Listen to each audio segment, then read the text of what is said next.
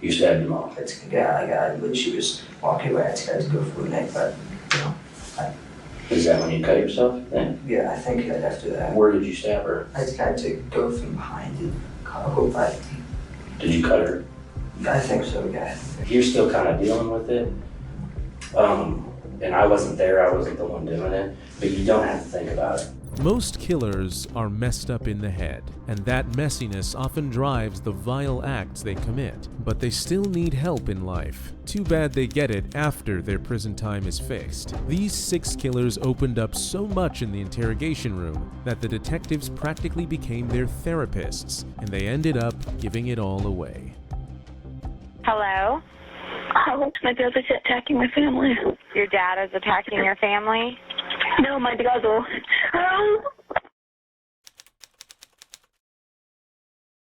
At 11:30 p.m. of July 22, 2015, Broken Arrow police received a call from a 12-year-old named Daniel Bever reporting a family attack at a house on East Magnolia Court. Broken Arrow 911. Hello? Oh. Hi, where are you at? Broken Arrow, Oklahoma 7411. What address? 700 Magnolia Court. Okay. Are you the only one there? No, my brother's attacking my family.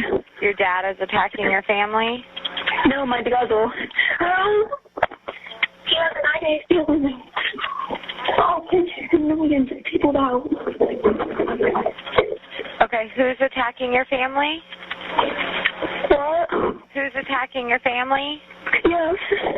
Who is it? Do they have... I'll call them.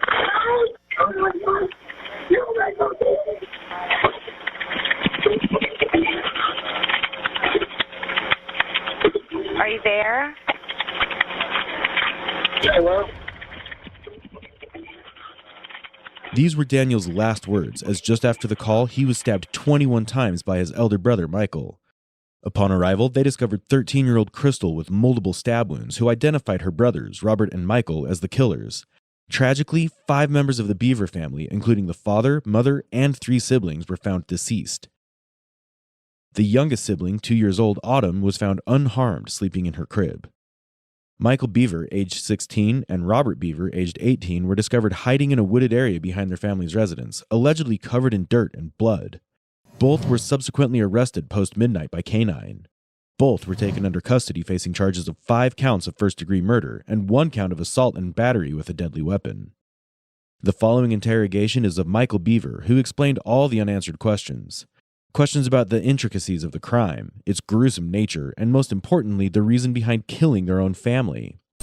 You just gonna read some stuff to you. It makes it legal for us to talk to you, okay? So like I told you when I met you at the jail, my name's Eric. I'm a detective here with Broken Arrow Police. Like she told you from Angelina, she's a detective also. We just want to spend some time, maybe talk and discuss some things, and maybe ask you some questions, let you ask us some questions, and make sure we're all comfortable with what's going on, and then we'll go from there. That sounds good? Okay. In Michael's interrogation, his demeanor appears notably anxious and fatigued, with visible signs of nervousness in both his facial expressions and body language. This suggests that he may be experiencing significant stress or discomfort during the questioning. Considering Michael's age and also the gravity of the crime, Detective Eric Bentz adopts a reassuring and persuasive tone to make himself more approachable towards Michael. However, the subtle assertiveness in his body language also sets the intention of the interrogation clear to Michael. Okay, so you probably heard or seen this on TV before, but it's your notification of rights, it's your Miranda rights. And so I'm going to read them to you, but I want to sit here where you can see the paper, because what I'm going to do is I'm going to read 1 through 5 right here. And so I'll read them and you kind of can look at it with me. I want to make sure you understand all these. You have the right to remain silent. You do not have to answer any questions or make any statement. Anything you say can will be used against you in court. You have the right to talk to a lawyer before we ask you any questions, and you have the right to have a lawyer with you during questioning. If you cannot afford a lawyer and want one, the court will appoint one for you before you are asked any questions. It's hard to read it sideways. If you want to answer questions now without a lawyer being present, you may do so. You have the right to stop answering questions at any time. So you understand what those are saying? Basically, if you want an attorney, just tell me. If you don't like any of the questions I ask, just tell me to stop. If you get uncomfortable, we'll stop whenever you want. Okay, you're in control. Does that sound good? Sounds good. Okay. So what I want you to do is I'm going to read this waiver to you right here, Yeah. and you look at it as I read it to you because I'll make sure you understand it. It says, I have read the statement of my rights shown above. I understand what my rights are. I'm willing to answer questions and make a statement. I do not want a lawyer present at this time. I understand and know what I am doing. No promises or threats have been made to me, and no pressure of any kind has been used against me. So if you agree with that statement that I just read to you that you're looking at, if you'll sign right there for me. I don't know how well I can do my signature, but Yeah, just whatever you can do the best. Okay, that's all we need. So you put high school for your formal education, Yeah. and are you presently on any drugs or medication? You answered no. Are you under the influence of alcohol? You answered no. And you do read and speak English, obviously, you put yes. Yeah. Sound good? Okay. Do you take any prescription medications? As Detective Bentz reads out Michael's rights with patience, Michael responds with frequent head nods and direct eye contacts, suggesting that he wants to actively engage and cooperate throughout the interrogation. He decided to cooperate because he was already aware that the police knew he was directly involved in the crime. Well, man, I just kind of got thrown into this, so I was hoping maybe you could kind of just go back at the beginning when all this started and kind of tell me what happened, because I need kind of the details so we know and understand what you went through and stuff. okay, from the very start. Mm-hmm. Okay, about like 2 months ago Okay. is when we first really started talking. So when you say we, who are you talking about? Me and my brother, who is also. Your brother? Yeah, who's he has to do with me. And what's his name? Robert Bever. Robert? Okay. And how old is he? 18. Okay. All right. Go ahead. Sorry. A couple months ago, I think back to the start of this year, we started talking about voodoo and rampage and stuff like that. Okay. I didn't take it seriously at first, but then he started buying like a body armor and stuff. Where did he buy body armor from? eBay and Amazon. Oh, okay. Yeah, legal. Does Yeah. he have a job? He did at Mike Tech. He quit at the start of the year. And basically, it just kept escalating. He kept getting burned, and he asked if I wanted any, and I said yes, so he got me my own set. Oh, okay. And then about a month, about like June 30th, is when he came to me and said he found out that he can legally buy guns without permit in Oklahoma, that he could. Okay. And that's when he started planning. Michael's response to the first question related to the crime, marked by a deep sigh, suggests a degree of emotional weight or hesitation. As Michael continues to describe the planning of the crime, there is a noticeable shift in his voice and posture. His voice becomes clearer, and there is a hint of passion, which suggests that he is becoming more emotionally invested or engaged in sharing the details of the planning. Okay. Or something. And then he bought, I think it was like 250 shotgun rounds Okay. on eBay. Not eBay, but on some site. On some And website. then I think he bought close to 1,000 rounds for the clocks. Wow. Okay. And But he's still. Today. Oh, so he was supposed to have to pick those up. Yeah, we're supposed to pick him up today. While Michael informs detectives the details of the weapons and the ammunition that Robert bought, Detective Bentz gives a surprising expression with the word wow.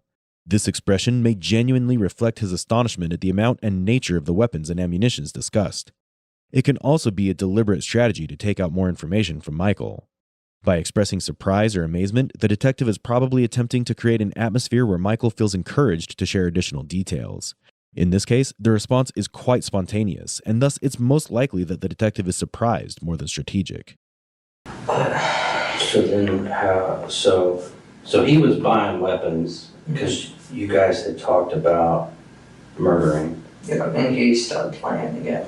Okay. And I went along with it because I didn't see the other way. I thought I wouldn't want to do it. I very quickly learned tonight that I didn't. Okay. That you didn't want to do it? I don't want to do it. I didn't, just because I didn't kill anyone. Okay. I stabbed someone. Who did you stab? My younger brother, Christopher. Christopher. How old's Christopher? 9, I think. What did you stab him with? My knife. What's your knife look like? It's green, kind of like camouflage, honestly, not with. On where your hand goes or where the blade is? It's camouflage? Yeah, it's all camouflage. Oh, the whole thing? Yeah. How big is it? Show me how big it is. I think it's about this big. Okay. Mandible. So what was Christopher doing when you stabbed him? He was laying on the bathroom floor. Robert was also stabbing, and Robert asked me to go over and help him. So I stabbed Christopher and then Where did you stab him? side of the neck. Really? Okay. You okay? Yeah. You okay? Let me know if you need a break or anything, okay? I'm good. So was Christopher still alive when you stabbed him? Yes. What was he saying and doing? He was just screaming. Screaming. Did you say he was in the bathroom? Yeah, I was next to the toilet. Michael in this section admits his direct involvement in the crime by confirming that he stabbed Christopher, one of the victims. This confession is a significant development in the interrogation. Although Michael's statement that he didn't mean to kill Christopher suggests a complex emotional response such as remorse or regret for his actions need to be considered. Additionally, Michael looks visibly uncomfortable while explaining the details of how he stabbed Christopher. It suggests that saying these details out loud may be emotionally distressing for him, and he may be struggling to confront the reality of his actions. So, Why did he want to do it? Kill people? Yeah. Well, mainly two reasons, I think. It's, because he just, he says he hates everyone. He thinks society is pointless, and so he wanted to kill people. Yeah, and also he wanted to, beat the kill, amount of other famous people like Columbine and James Egan Holmes. Okay. Did you kind of feel that way too, when you guys were talking earlier, Yeah. Do you have a problem with society too, you think? No, I just... Or you were just more the number of people getting killed was kind of interesting and exciting? Yeah. Okay. Here, Michael initially confirms the inspiration for their violent plan to Robert's hatred for society and its insignificance. A notable contrast is evident when Michael is asked if he shares the same feelings about society as Robert. He confesses that his primary fascination was with the number of people they could kill, and that he didn't have a strong concern for society. This reveals that the two brothers had their individual motivations and priorities.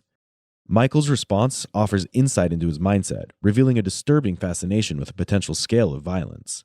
This may be indicative of a detached or disturbed perspective of reality, potentially tied to psychological factors. So, because you mentioned a couple names, are those serial killers or something? What, Columbine? Yeah. Columbine and James Egan Holmes. James Egan Holmes is a guy that shot up the theater. In Colorado? Yeah, he killed 12 and... Wow. How many were killed in Columbine? Columbine? I don't know, 15. Okay. I think. So did you guys have a goal? Did you have a number? He just wanted, I think he wanted to kill 50. Okay. I have a goal.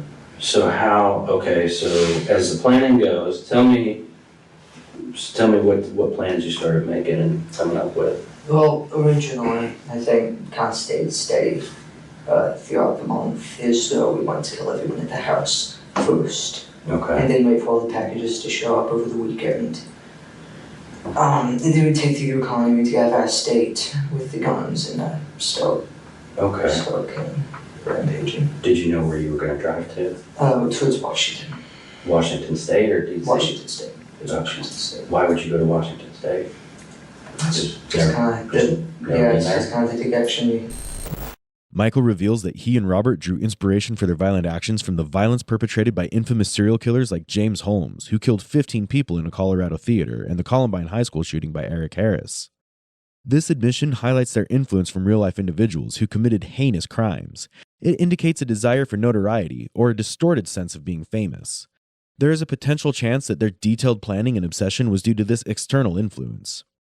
From the interrogation that we've covered earlier, Aaron Ybarra also drew his inspiration from Eric Harris.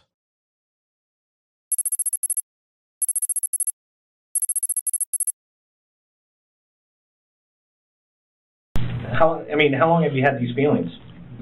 The evil feelings or the good ones? Both. Since I was 13, the good feelings, until 23 when my stuff got taken away. My bedroom furniture got taken away. So in the last 3 years, you've started having these bad feelings? Yeah. And can you describe the bad feelings to me? I started, I just felt nothing but hate, 100% hate towards the world, towards everyone. I threatened to massacre the local bar once because I just wanted everything and everyone to die. And then Columbine came to mind. I don't know how, but it just hit me. When I was watching the news when I was a kid, Columbine, like Eric Harris just came into my head. The mastermind of the shooting. Right. And I kept identifying with him ever since the past 3 years. Because he just made everything so exciting. He made hate so exciting. An outright example of how this news has a negative influence on teenagers. So then kind of what happened is, I mean, you guys started getting all that stuff together and you're throwing things away. And and we doing all the packages and the holsters, alibis, all that stuff was going to get healthy minutes on. And so we set a date.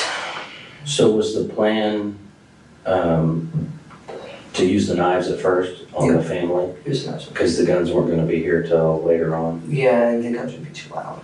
Oh, I see. So we're going to use the knives on the family, which obviously did not go as planned. Yeah. Thank God. Yeah. I just hope nobody saw us right now. Like, we didn't hook more people. I did. Yeah. So then you picked a date, you said? Yeah, which was yesterday night. It was the date. Did you pick a time and everything? Yep, yeah, midnight when most everyone was in bed except for Mom. So how did you guys know? He just came and got you, or you got him, or what you guys do? We were hanging out, that's good waiting. Okay, and so... How'd you pick the date? We're evolving on with the packages and stuff we have. Because, all the ammunition, he didn't want them to see that. So we killed him the day before the ammunition would get held, the day after we move. Do you guys not like your mom and dad? I mean, most teenagers don't like their parents, so I can understand that. Yeah, Mom was okay, but Dad was a little bit, Just a little bit too much. Yes. In this section, Michael reveals that they chose the attack date based on the ammunition delivery, with Robert's motive being to hide it from their family. This suggests the distorted perspective that the brothers have about reality, and they just needed an excuse to inflict violence. Moreover, he also explains that they opted for knives over guns to minimize noise and attention. Here, notably, Michael expresses a relief that they didn't get the ammunition after all, recognizing the potential for even more widespread harm, possibly showing a hint of remorse or awareness of the gravity of their plans. My sister, she came in because she was getting to go to bed. She came in to tell us. How old is 13. Okay. She came in to tell us that Mom wanted us to get the kitchen done before we went to bed and put the cats up. And basically, we did what we planned. I got to my desk, and I had to look at something to this guy to roll up, but went up behind her, grabbed her, and slid her through. Really? What did he use? His large red knife. Okay, the large red knife? Yeah, it's like mine. How big is it? It's like mine, only red. Oh, I see. It's big. And then she fell to the ground screaming. Mom and Dad, Mom came in first, and then she was Did you room upstairs or I don't know, I haven't been to your house, so I don't know. Our room is downstairs. It's towards the back of the house. And so she fell down and started screaming. Yeah, when I kept stabbing her, I kind of freaked out because, I wasn't planning on this. Were you saying anything, or, I just stood there. Okay. And then Mom came in, yelling, called the police. And then he went over and stabbed her. You're designing games. There's all kinds of stuff you got going on. And so I don't want people to get a bad opinion of you and think that you're the type of guy that lies to police when he's kind of caught. You know what I mean? Yeah. So tell me, I know that you're leaving something out. Because it's like she said, this isn't like you stole a bicycle. This is the most you can do. So it's a big deal. But a lot of people, when they talk and think about this thing, your honesty is a big deal, and how you handle yourself from here on out. And if you come off, because to me you don't seem like a bad guy. You don't scare me. I never thought you would have done this. So you just seem like a normal kid to me, and you seem like an honest kid. But see, I talk to people all the time, and I know when people are lying, or when I'm not quite getting the whole story. And so I just want to catch you before you get in that bad spot where people start saying you're a bad guy, you're evil, you're a liar. So just tell me what I'm missing. I mean, along with the dude thing, I was going to get onto, like, convincing the people who were still alive that, like, I was on their side. I called the police, you know, so they would, like, stay and I would get them. So they kind of stay on the ground and he'd be able to come stab him again. Yeah. Did you ever have to go get Robert to let him know someone was still making too much noise or anything? No, it was chaotic. It was just going from person to person. So what kind of things did you say to them? But the only things I said to them was when I was trying to convince them that I was with them, so they would, you know, come to me and could kill them. Okay. And that's all you think that he might tell me different? Is he gonna lie to me? I don't know. I don't think he would lie because I'm pretty sure the only reason he's like he let himself get arrested and it's not like getting a major shootout and dying from the police is because he went to see the aftermath. So I don't know his Oh, I see. In this interrogation section, Detective Bentz informs Michael that Robert will also be questioned, stressing the chance for Michael to correct any inaccuracies. Despite this, Michael remains composed, answering with confidence through direct eye contact and frequent head nods. He acknowledges the possibility of Robert lying about Michael's involvement due to an obsession with assuming full responsibility, offering insight into their motivations. Detective Bentz's transparent approach, mentioning Robert's interrogation and the consequences of falsehoods, seems effective in encouraging Michael's cooperation and truthfulness. So you think he may kind of just tell us what happened too? Yeah, maybe. Okay. Did you guys talk about being on the news and getting to see each other on TV and stuff? Yeah. What kind of things did you say and talk about? Mostly about how we were planning on killing more people. Yeah. From the top. And we would become famous. We get on Wikipedia lists. Oh, okay. Famous people. That'd be a big deal, yeah. I mean, do you think they might even make a movie or something or a TV show? I don't know about a movie or TV show, but Did you guys talk about that? yeah, definitely documentaries and stuff. He just wanted to be famous. What did you want? Me? You keep talking about what he wanted. What did you want? No, I just wanted to go by lawyer's program. Get a job. But I mean, your big brother's telling you he wants to be famous and you guys are making these plans. Surely you want some of that fame too, right? Yeah, I do want to do it with him because, like, he's going to do it no matter what. He says if I don't do it with him, they'll just kill me too. Or leave me there, so, Michael shares significant information here about his intention to kill his family. He discloses that Robert insisted on his assistance with the attack, emphasizing Robert's active role in planning and executing the violence. Michael goes on to explain that Robert intended to kill all family members anyway and threatened to kill Michael if he didn't comply and join in. This revelation highlights the intimidating and manipulative tactics employed by Robert to ensure Michael's participation in the violent acts. Given the strong bonds between the two brothers, Michael's choice to participate in the violence can be seen as a survival instinct. However, there is no denying that Michael had opportunities to stop Robert, as he mentioned in the beginning that they were planning for this for 2 months.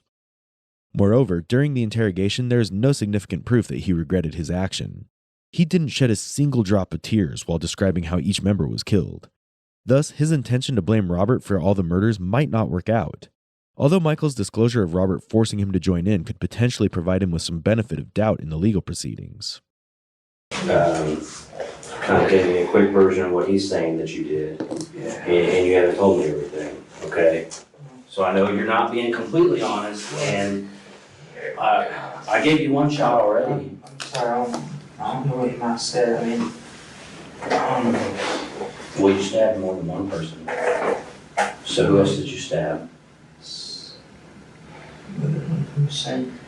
Or you stabbed more than just one time? Oh, I stabbed Christopher more than one time. How many times did you stab him? I think twice. Because you don't think we're gonna know that? Stop I thinking know. and go with what you know. You mentioned forensics a minute ago. I know. I mean, I'm just one of like hundreds of people that are gonna look at this thing, okay? I mean, we got the state police coming in. There's, I don't know, 20 different forensic detectives at your house right now. They're gonna be there a long time because of the scene that it is. So everybody that you killed and every single stab wound that you inflicted, we're gonna know about. And this is your last chance to just kind of let us know, to be honest, to man up and tell us exactly what you did and start making it right. I hit Christopher. I did not stab Victoria with Daniel. You did not stab Victoria. I tried to stab Mom. You stabbed him off. When she was walking away, I tried to go for her neck, but, you know. Is that when you cut yourself then? Yeah, I think right after that. Where did you stab her? I tried to go from behind and cut her whole body. Did you cut her? I think so, yeah.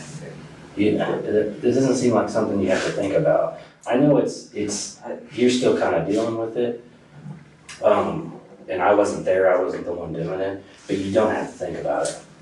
You know what you did. So you cut her neck, you stabbed Christopher in the neck. How many times did you stab Christopher? 2 or 3, I think. And who else did you stab? Besides Mom. Because here's the thing, everybody's been stabbed, and you both had knives, and we know you both stabbed everybody. So you guys are kind of at the same level, and so now it's who's going to be honest and make this right, and who's a liar, okay? Which one do you want to be? I'm not. Okay, so you're a man of your word? Yes. Okay. And do you want to make this right and do the right thing at this point in time? Yes. Okay. What else are Okay. you missing? You wanna start over then? From like, You tell us where you need to start. he stabs. I didn't stab. I was stabbed her. So, is this all a game? This higher count, I'm confused, is this a game? It's more like trying to become famous and get, set a record.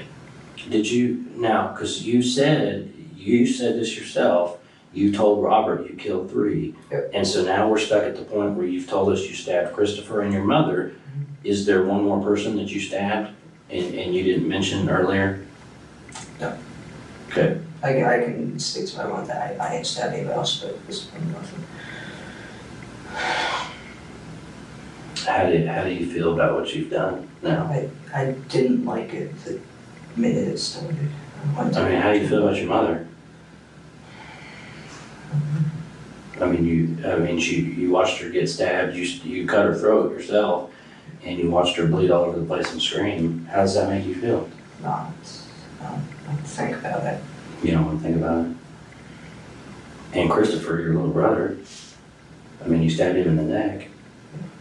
What has he ever done to you? Nothing. So he's just a number. Yes. And how do you feel about that now? It's pointless. It's what? Pointless. Pointless.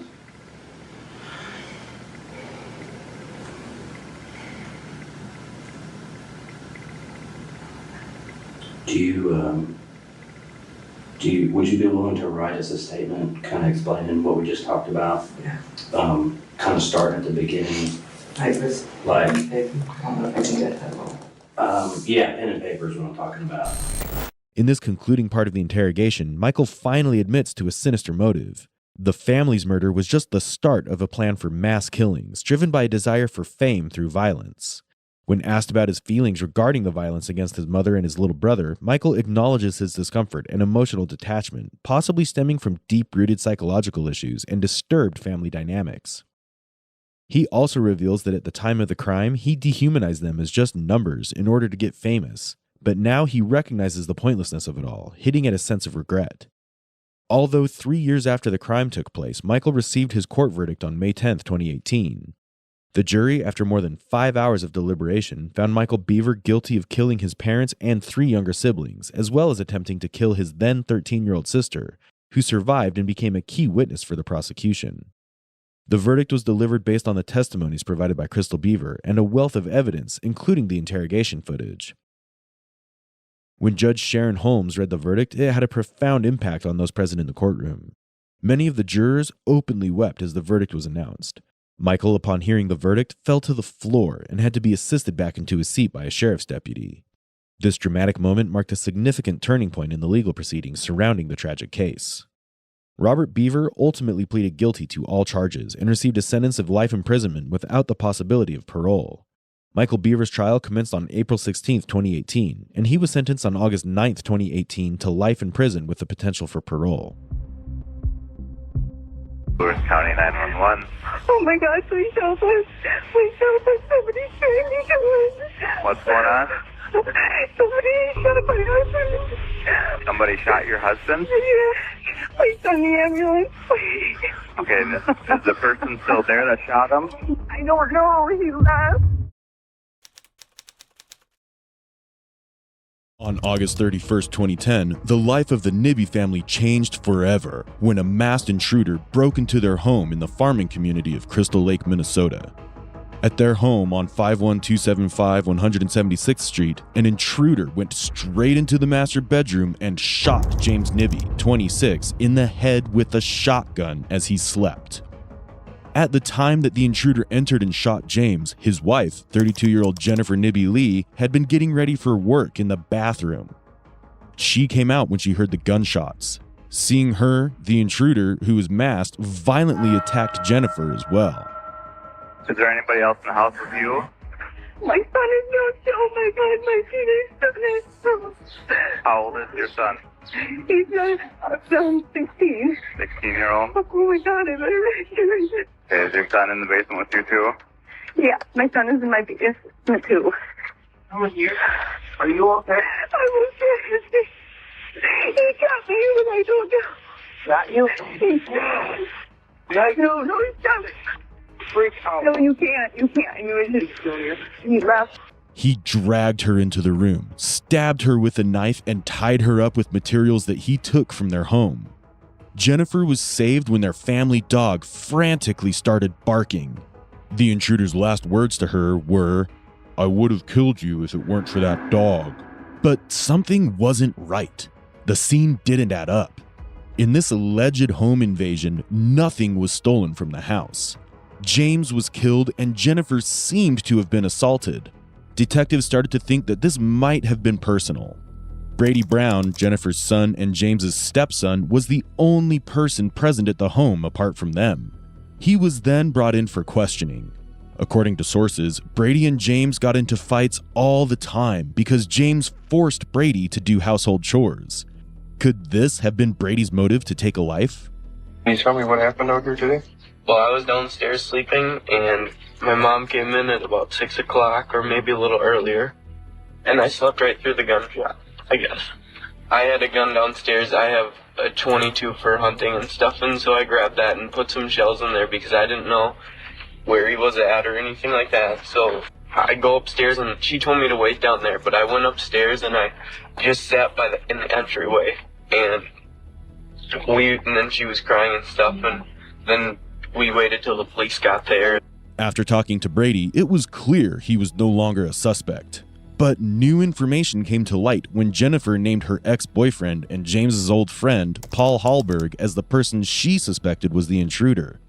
According to her, she recognized his voice and stature despite the intruder's mask. A few years ago, Paul had been in a relationship with Jennifer, but she had broken up with him when she met James, and she married James a year later in May 2008. Detectives saw this as a strong possible motive. I'm guessing, on the phone you kind of mentioned you kind of heard about things that had happened. What do you know about what happened? I guess what I have heard is that, initially there was a home invasion and there was a murder. Okay. How did you find out about this, Tucker? The news. Okay. When were you involved in a relationship with Jim? I think it was like a year before they were married. Before she married Jim? Yes. How long was that relationship? 2-3 years. Did it end well? Not very well, no. Okay, how'd you know Jim? He was just a friend of mine, I guess. Jim was always a good guy, and I never had a problem with him. It was always just kind of between me and Jen, I guess. Tuesday morning. Do you remember where you were at? Not exactly. I believe I was at work. Even Jen had mentioned, in her statements, you really should go and talk with my ex because, I think he's somebody that you should really look into.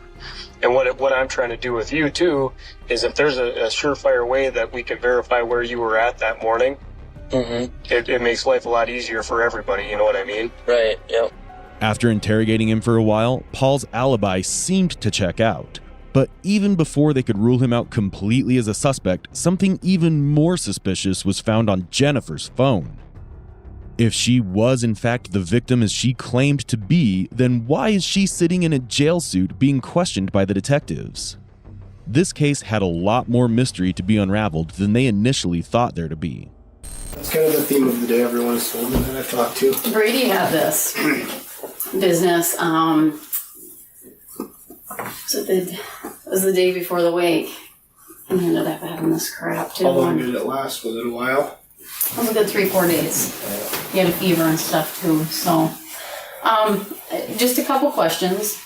Can I ask some questions or no? You can, but what we have to clarify a couple things, Jen, just for the record, is that you initiated and told the jail that you wanted to talk to us. Yes. So that's why we came in here. Yes. And met with you. And then the other thing is, for us to talk to you at all, we have to read your rights because you're in custody now. So I do have to do that again. Okay. And if there's a question you don't want to answer or something like that, you never have to. That's maybe I haven't made that clear before, but I do have to go through that again. Okay. That's fine. And having them in mind, are you willing to speak with us at this time? Yes.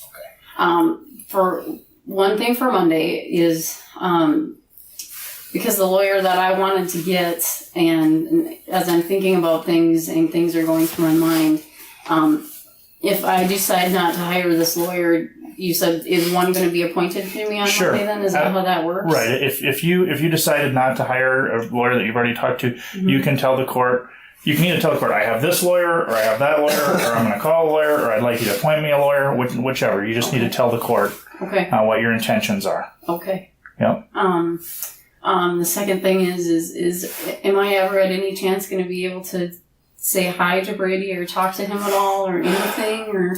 I don't want to make a promise, but it's possible. Court hearings are open to the public. Yeah. Okay. So that means family can come, anybody can come, for that matter. They're open to the public, and Brady is 16, so he would be considered old enough to come into the courtroom and be there. Now, generally, they're not going to let you go have physical contact, I don't think, with him is generally the way it works. Okay. Or video. I see. At the jail, anyhow. At the jail. But I mean, up in court, you'd see him, but like if you tried to go have physical contact, they would probably stop you because... You said homicide yesterday.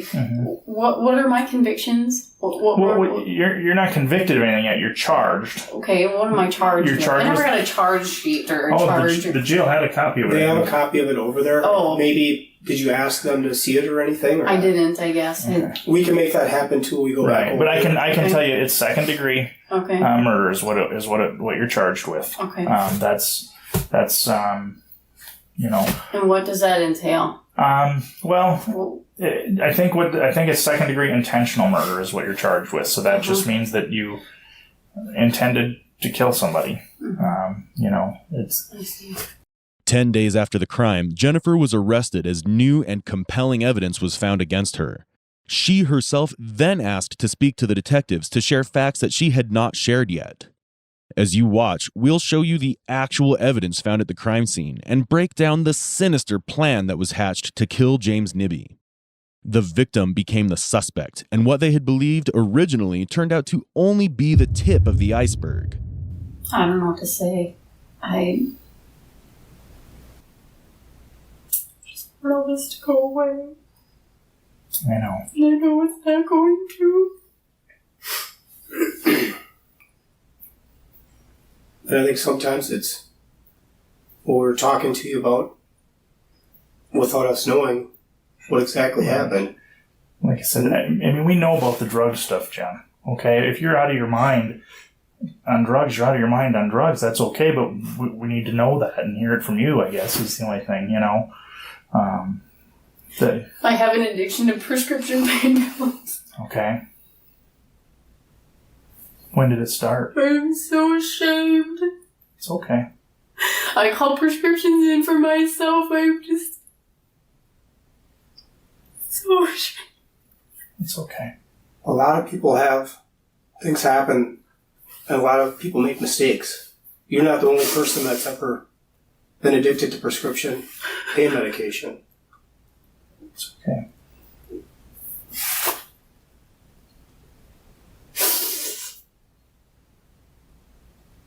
Was there an event that kind of started that off, that precipitated that? Did you get injured or something, or just? I injured my ankle a while ago, and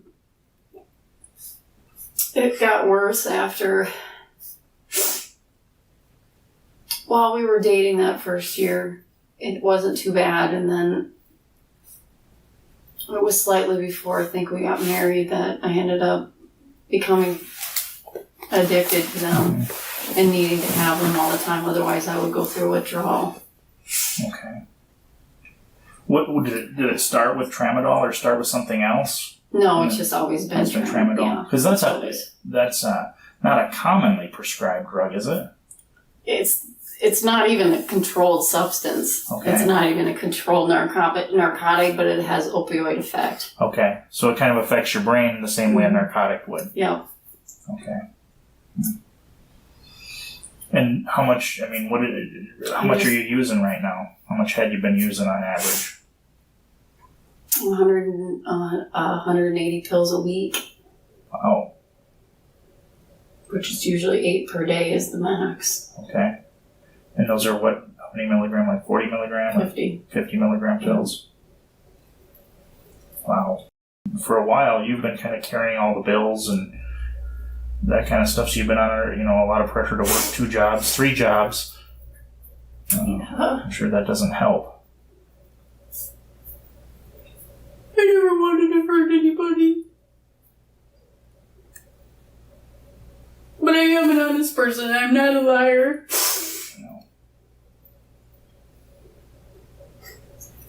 And I've always taught that to my son. But I've become that person. I've become that liar that finding excuses why I'd be late for work and stuff. And a lot of it was the meds. A lot of it was the using. Mm-hmm. And I worked in healthcare. I knew you could get help, but I didn't do it.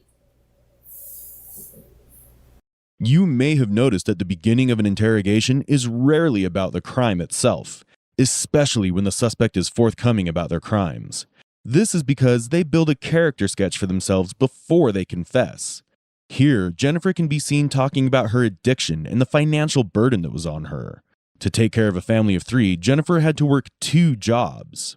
She'd, wake up at 4 o'clock in the morning to go to work at her first job, and then from there go to her other job until 11 o'clock at night. Additionally, she was addicted to prescription medication called tramadol and was consuming it in dangerous quantities. Though these factors do not justify her crimes, it shows that she was already in a bad mental state. On the other hand, like she said, she was in healthcare and could have sought out help if she needed it, but she chose not to. Detectives maintain their good rapport with her by referring to her informally as Jen and listening to her in their hopes of getting a swift confession. I can't face anybody. How do you face somebody when you've done something like this? I know. It was like I was there, but I wasn't. Like you were not in your person watching yourself do something and... Saying it was the devil. Get rid of it. Was there voices telling you that? Did you feel like you were hallucinating? I don't know. You hadn't slept all night, had you? I could tell that morning you looked like you'd been up for hours and hours. You'd been taking way too many pills? Yeah. And it wasn't cheap, but I also had to pay for everything else. So. Yeah, it seemed like they said, from what we're hearing, Jim hadn't been working much up until recently. Up until these last 4 weeks, I suppose. So you were carrying the mortgage and the bills, and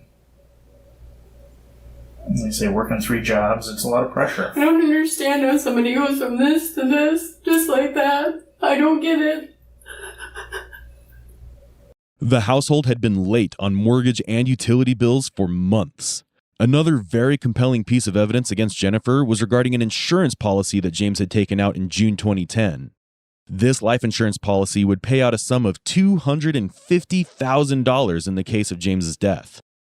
James had revealed to his boss, Darren Deluge, that this had been initiated by Jennifer, but he thought it was a good idea as well at the time. The belief that Jennifer killed James for the insurance money only solidified when detectives learned that Jennifer had called the insurance company the very next day after James's death. If that wasn't shocking enough, in the month following his death, she rekindled her romance with an ex-boyfriend, Greg Nielsen. Financial struggles are a big stressor and have forced many people out of their marriages. But did they lead to Jennifer killing her partner? Here's the thing. You said something, Jen, that we can lie to you. And we, to a degree, police can, but I'm not going to. I'm not going to lie to you, okay? I promise. You have my word. I'm not. I hope you can look at me in the eyes and believe that I'm not going to lie to you, okay? We don't want to do that. We don't need to do that. You said yourself, you've always been an honest person. And that's, again, all the people we talk to, your friends, your family, all say the same thing, okay?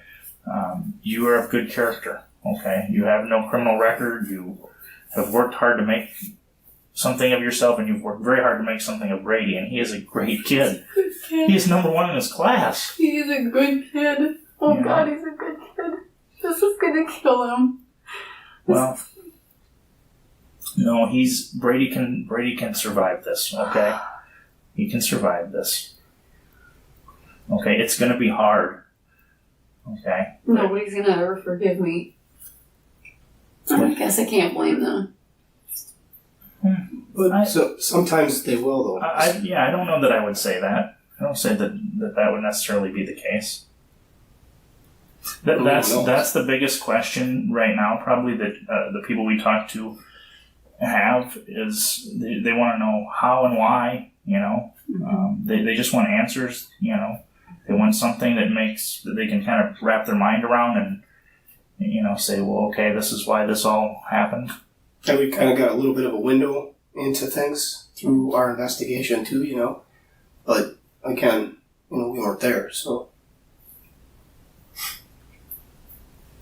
There's just so many things going through my head, I don't know. I mean, it's everything we've talked about. It's the pressure of everything, the finances, and the drugs. And you live your day for that next fix. Jim didn't know anything about this either. We were able to keep it from him, at least. For the most part, yeah. I would say it was my headache medicine or stomach medicine or... And your family and everybody has said, yeah, Jen's, we don't think she's well physically, That's people have told us that. They've recognized that something's wrong. They don't know what. Yeah. But all the things that Jennifer has said have boiled down to this: the confession that everyone has been waiting for. Now, Jennifer will begin to reveal how she planned the murder and what actually happened on the fateful night of August 31st. Well, Jen, what's more important than it happened, you can't back up and do it. Obviously, you're sorry. Okay, you said yourself if you could change it and give your life, you would. Is that true? You said that? That's what you meant? Yeah. Because there again, those are things that I think that's important for people to hear that from you. How you feel that you're not some uncaring. Okay. It was horrible. It was horrible once it happened. I thought, oh my God, what did I do? What did I do?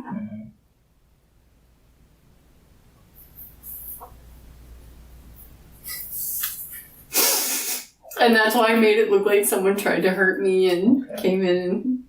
Okay. I want to make sure on a couple things, though, that are important, okay?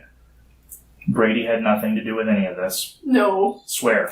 I swear to God. No, I swear to God. He doesn't know anything about it. He didn't help you set the scene up or anything. You truly didn't wake him up until afterwards.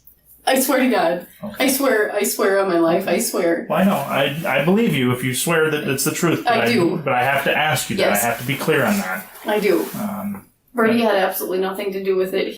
Each time the detectives feel the conversation is not headed towards a confession, they bring up Brady. This is because they've sensed that he's a soft spot for Jennifer. She immediately reverts to her crimes when her son is brought up, so she can clear his name from the charges or any form of suspicion. He was so startled when I went down there, because I was on the phone with 911. When I went down there to ask him, he was asleep. You know, Okay. he was dead asleep, and I called his name twice, and then he finally woke up. You know, with the big eyes, like, what the hell is going on, Mom? Right. You know. So his reactions, which they seem like they're all very normal and Yeah. appropriate for somebody in that situation, that's all legit. Yeah. Okay. Brady knew nothing about it. Nothing. Okay. Nothing. Did anybody know about it? No. No. Carrie, nobody? Nobody. Okay. Nobody. Okay. I believe you. How long had you been thinking about it, though, that night? I mean, like you say, you were up all night. I went to sleep at one point. Okay. Because we went to sleep, and I think by the time I actually fell asleep, though, it was like probably 12:30. And then I woke up at 4:30 to my alarm. Okay. And I shut that off, and I had fallen back asleep. Okay. And then when it was 5:30, that's when I all of a sudden got into a panic and went. Because I had taken some meds. And you hadn't had much sleep.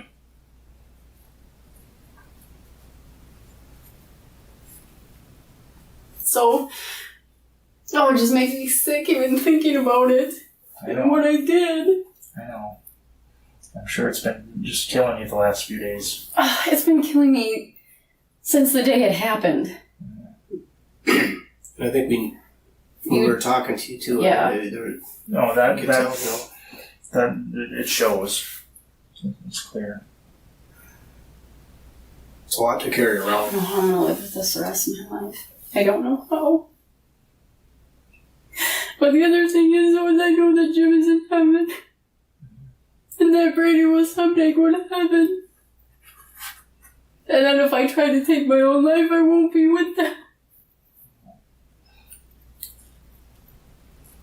Because that just crossed my mind, too. Well, and I would just encourage you, please don't try to push those thoughts out, because you know what? You made a mistake, but you're still Brady's mother, and you're going to be his mother for the rest of his life, and you need to continue to do that, okay?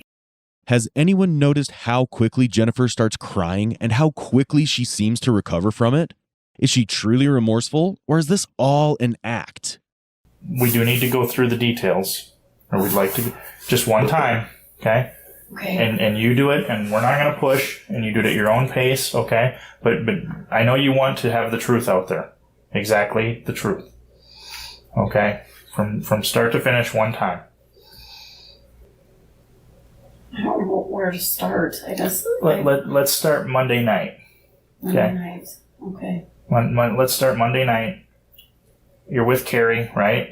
She was not doing well, not feeling well. Is that true? Yep. Okay. I thought it was. Yes, that was very true. Okay. And there is something I'd like to clear up. Supposedly, she said that I didn't go on an ambulance call. I did go on an ambulance call that night. On the ambulance call on Saturday, Yes, the on Saturday night. when she was not feeling well as well. Exactly. Okay. I did go on that Okay. ambulance call, and she said, I told you. And I said, I told you I went on that ambulance Okay, call. so she's mistaken. Yes, Okay. yes. So some things are not always exactly clear in her head Okay. either, so, but... I will make a note for us to square that away. And you know what? We can go check the records. Sure. And they'll show that you were there, so. Yeah, exactly.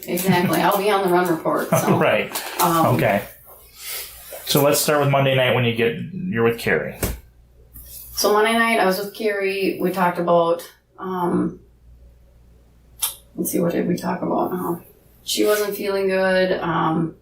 We talked about all at work, because they had tried to, I guess, get her to work and didn't work. And the bosses were mad because they had made her come in on Sunday, and I guess she had a work note saying she wasn't supposed to be there and stuff. Okay. So then we went out to Monpause because of the whole, there had been people with flashlights and stuff in the yard. So we went out there to check to make sure everything was okay. So that's all true too. That wasn't made up or anything about this. Okay. And Yukon freaking out the other night. That's true too. That was true too. Okay. Yeah, that was true too. Okay. And so we checked that out and tried to reiterate to Pa not to, go outside by himself and stuff. And then as I was leaving Carrie's, Jim had called, and I think I had missed his call, so I called him back, and he said he was just getting home from work. So I went back home. Oh, this is horrible. I know. It's horrible, though, you guys. How do you take someone's life and then go on with your own? I don't know how. Do you have any other questions for me? I think I need to go lay down. Yeah, just one other one. It was the same gun that he had taught you to shoot? Yes. And what kind of gun is that?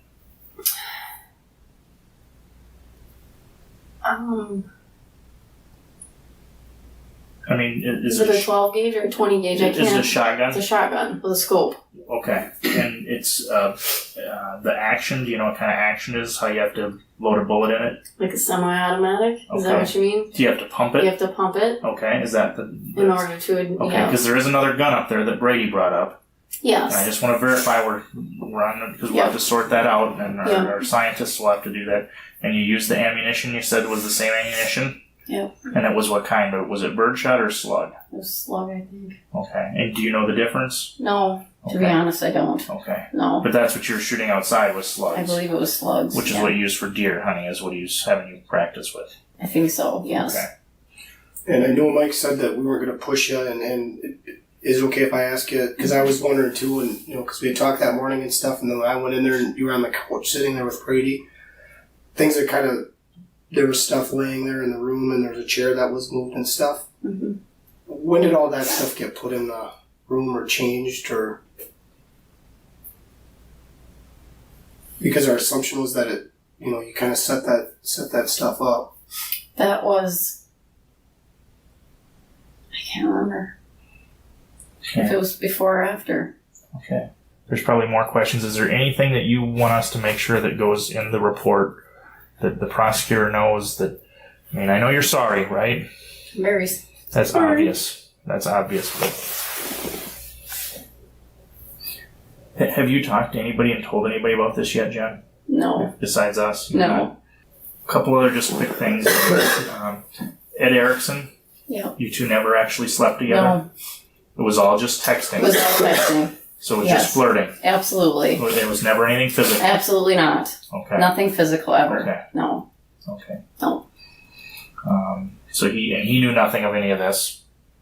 No, absolutely not. Oh, no. Didn't say get rid of your husband. No. Nothing like that. So he's not involved in this in any way. No, he's not. No, he's not. Okay. No. In the end, she didn't end up with her husband or new potential partner. Jennifer's greed, addiction, and impulsivity landed her in jail. In the next clip, watch how the detectives who were seemingly on her side talk about Jennifer as they leave the room. It was all real Hernandez, and she initiated it, I know. Hey, Miles? Really? It's on video. We gotta go finalize the disc, but she gave it up. When you get that file, I was letting you watch it. God damn. She called us. Yeah, she asked for a lawyer yesterday. But we had given her the speech on the car ride in here, thinking that was her shot, and she said no lawyer. It's sitting in jail overnight. See, it's been eating at her. During her trial in 2012, Jennifer Nibbe's attorney, Rich Hillesheim, said there was more to the story behind James Nibbe's death. Hillesheim said he was prepared to tell a jury that his client was the victim of physical and sexual abuse. He said James's behavior was why a woman with no criminal background ended up doing something so drastic. In the end, in June 2012, District Court Judge Bradley Walker sentenced Jennifer Nibbe to 25 years in prison. With good behavior and credit for the 700 days she'd already served in prison, she could be placed on supervised release in 15 years. Never Did you tell just call 911? Yeah, but I just said it was an accident. This is David Carrillo, caught off guard, moments after realizing he'd been outsmarted by his high school ex, Jennifer Cruz, the same woman he thought he could still torment. But in a final act of resistance, she hit 911 and let the open line capture every breath of the violence he was inflicting. Now, what is your problem?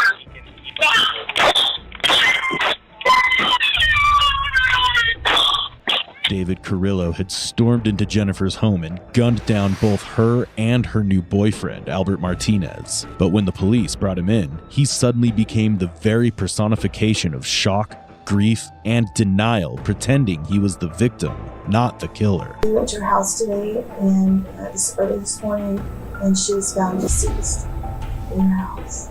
The deeper detectives dug, the more David's story unraveled, but nothing could have prepared them for what came next.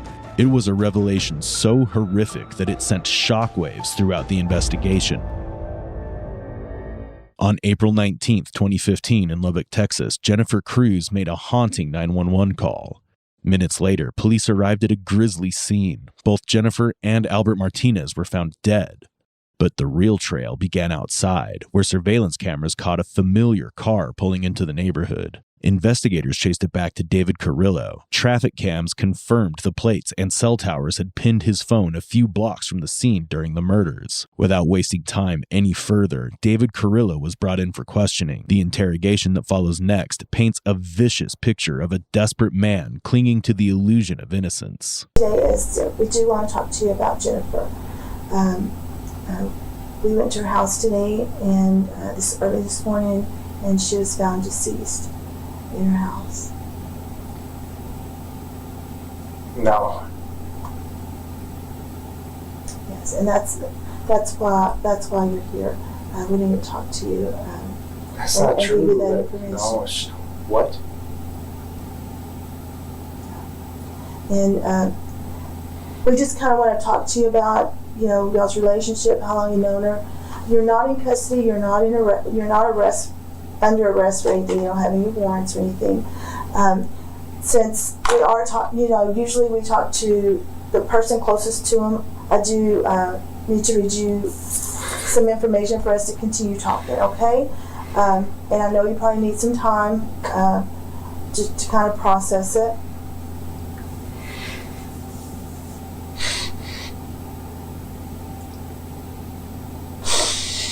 Because I know you're probably going to want to know some information, and we can give you some information, and then you maybe help us with this case, okay? Do you understand? And we'll just go through some history with you, okay? Let's get through this so we can get through some more, okay?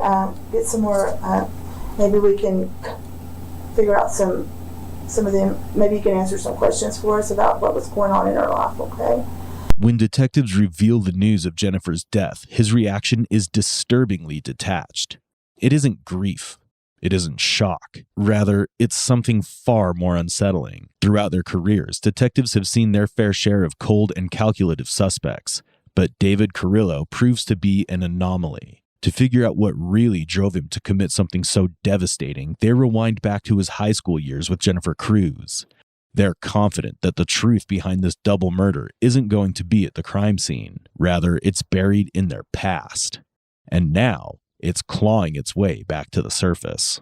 Let's kind of go through, you said you've known her all your life, right? Let's kind of go through that, okay? How did y'all meet?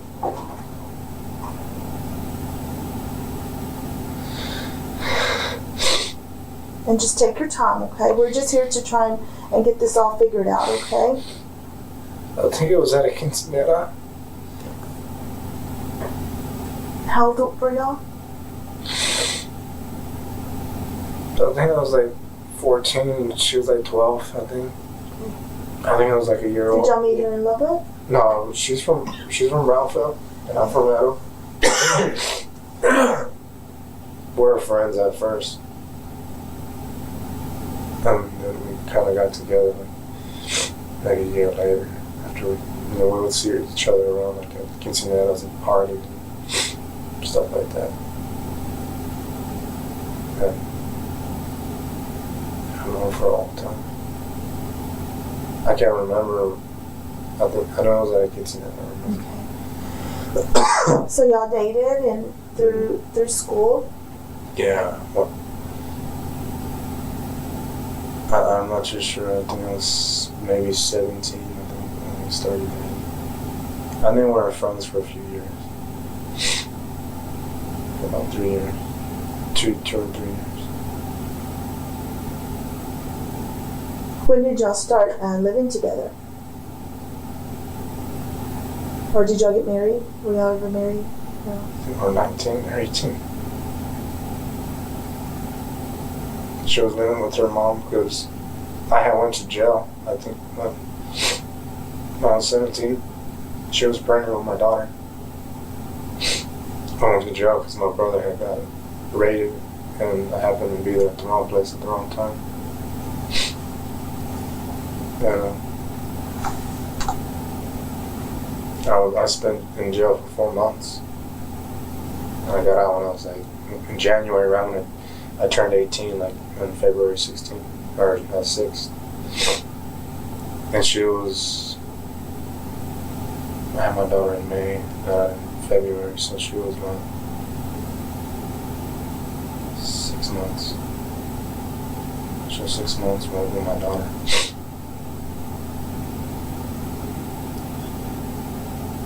She was 6 months with my daughter, and then I got out, I had to get my license, and I had to hurry up and get a job, and they took my truck away, and the truck that it got impounded, and they gave it back, so I went right away and started working. Were y'all living in Lubbock, or were y'all living in Meadow? We didn't start living in Lubbock till, I think it was 2005, I think we started living in Lubbock. I'm not too sure. It's been some history. David is trying his best to look devastated, but the detectives aren't buying it. Surprisingly enough, this isn't his first time in an interrogation room either. During the conversation, he casually mentions that he and his brother have been in jail before on illegal drug charges. A small detail, but one that hints at a deeper, darker past. The deeper they press, the more his carefully buried past begins to unravel. Where did your mom live at that time? Same place she lives at right now. And where's that at? South Loop 289, apartment B, 207. She's still living there. Where are your children today? They're with her. South Loop apartment what? 207. They wanted us. They always want to stay with her. So. Because we're supposed to go to Dallas, I was going to take them to the zoo. And this weekend? Yeah, and then my daughter calls me all of a sudden. She has a baseball game. I don't know if it was a baseball game or something. I told her, I don't know if we still might go though. And I decided not to go because I didn't want to miss it. It was a scrimmage, I think, for her. Yeah, we ended up going. I had my stuff packed in the car, and I already had their clothes packed. And I was like, I'll pick you up in the morning. To go to the zoo? Yeah, I was going to take me to the zoo again. I think me and Jennifer when we were together. So, when you said you lived with your mom, and y'all lived with your mom for about a year there at apartment 207, then where'd y'all move from? The house that she was in, we were trying to sell. Do you remember the address? 5011 44th Street. After opening up about his family, David reveals that his relationship with Jennifer was a constant struggle. Over 12 years, he and Jennifer separated multiple times, trapped in a cycle of breakups and reconciliations. It was a pattern of toxicity. Detectives are closing in towards unmasking his facade. It's just a matter of time before they find out if this toxicity led him to commit this unthinkable act of violence. And you're talking about having your children this weekend. Kind of describe what happened in y'all's relationship. Do you have legal custody? Who has legal custody? You have joint And custody? she had mandatory or whatever. I left her. I left her in August. Into August. I wasn't happy. I wasn't happy with my job. And I was always miserable. So you ended the relationship? Second time, after we tried a second time. So the first time was in August. When was the second time? Or what?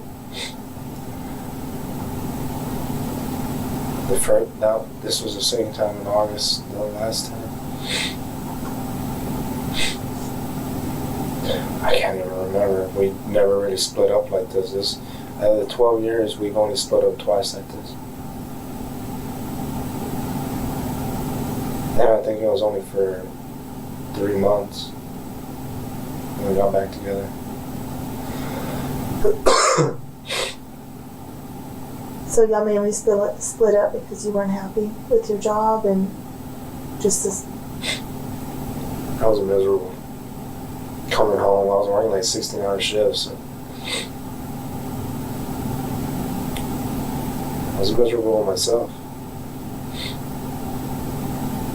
Working too much. That's all I did. I never got to see my kids much because, you know, it was like 5:20 in the morning all the way to like 9 at night. Where were you working at then? Also working for Loomis Osborn as a truck guard. David paints himself as the guilty ex, overworked, broke, and emotionally unavailable. He blames himself for the breakup, saying Jennifer deserved more. He does not shy away from painting himself as the victim in his own life and tries to gain sympathy for himself. But his remorse felt rehearsed, more performance than regret. What comes next isn't about long love lost. It's about control, obsession, and a darkness that never left him. And when detectives finally peel back the layers, the truth about David and Jennifer's relationship is as disturbing as it is undeniable, shattering the narrative he's so carefully built. So y'all, what was the arrangements for? Well, I had to take her to court because she was upset. She was trying to get me for 2 years back pay. All the restrictions were like, I had so many restrictions, and I was like, no, those are my kids. What were the restrictions? Man, she would be able to move anywhere she wanted to.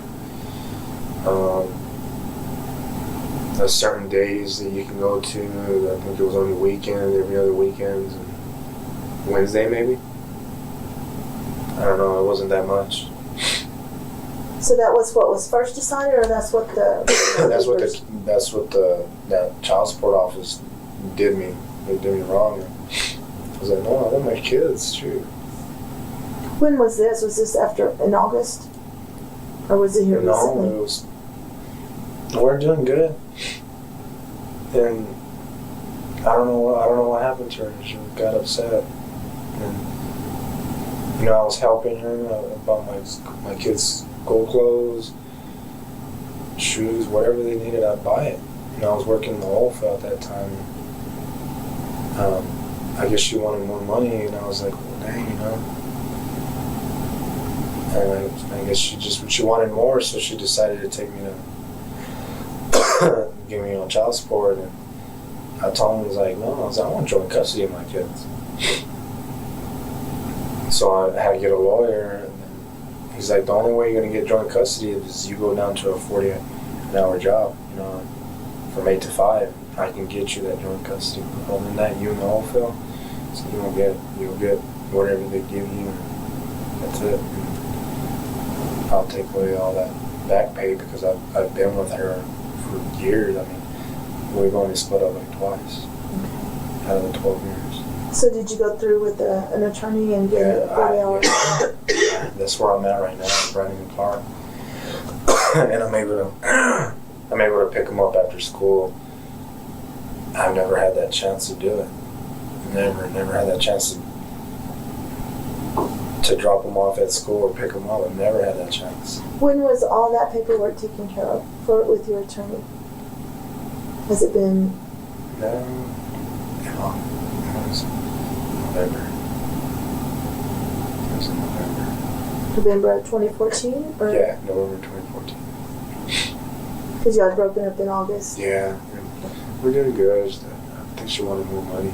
David didn't just try to paint Jennifer as greedy. He pushed a narrative accusing her of chasing money after their split. But in doing so, he exposed something far more sinister, a chilling red flag that was about to reveal his true nature.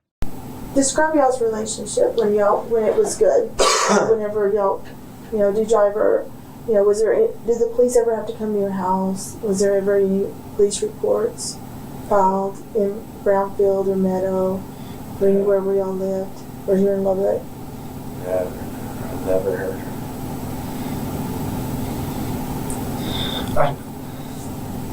I've never hit her.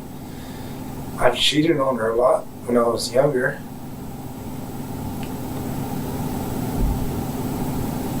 I hurt her real bad doing that.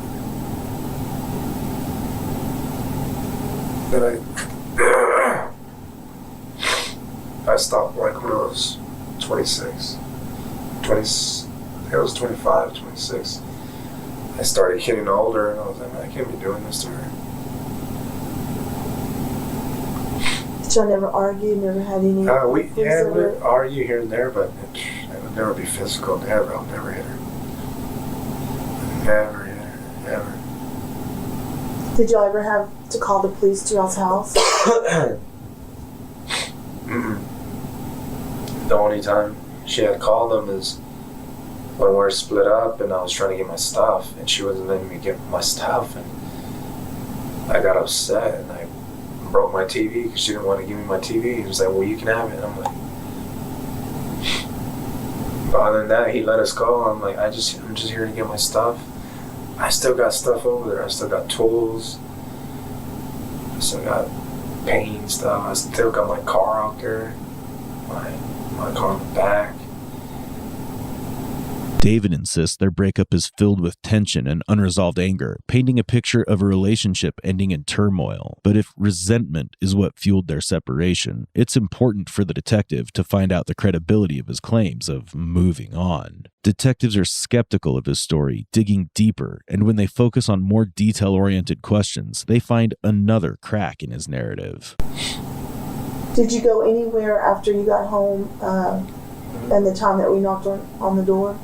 No. From the time you got home from eating at your mom's? I think I might have threw a cruise, but here and there, but I don't think from there I was just too tired. When you say through a cruise, what do you mean? Just right around. Just. Do you remember where you went? Just around town. I was going I was actually going to go to my friend's because he wanted me to go out. And I was like, man, I feel like crap. Did you talk to him before you go to his house? Yeah, because I told him I'm going to go to Dallas, and he's like, man, I want to go too.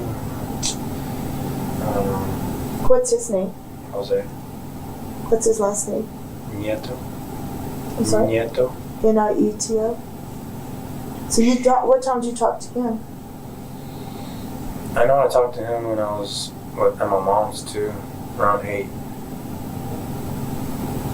Because I told him I helped him the other day move some stuff.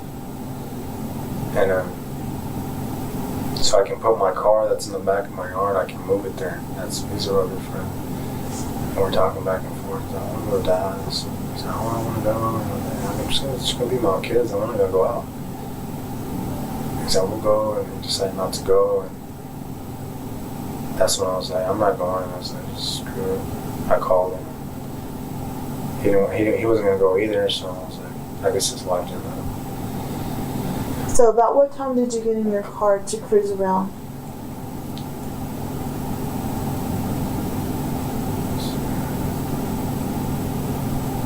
I don't know, 11. And then I came home. How long were you out? Only for like 30 minutes, I think. I didn't really. When I got home Ruben was like knocked out. He had all the lights off. In his room? Was his door closed or? Yeah, he was at the Did you go anywhere else? What area were you riding around in? Where did I go to? I think I went on the loop. Which loop? What part of the loop? On the south loop. South loop? Then I went down, I think I went down the slide, or no, slide. Quaker.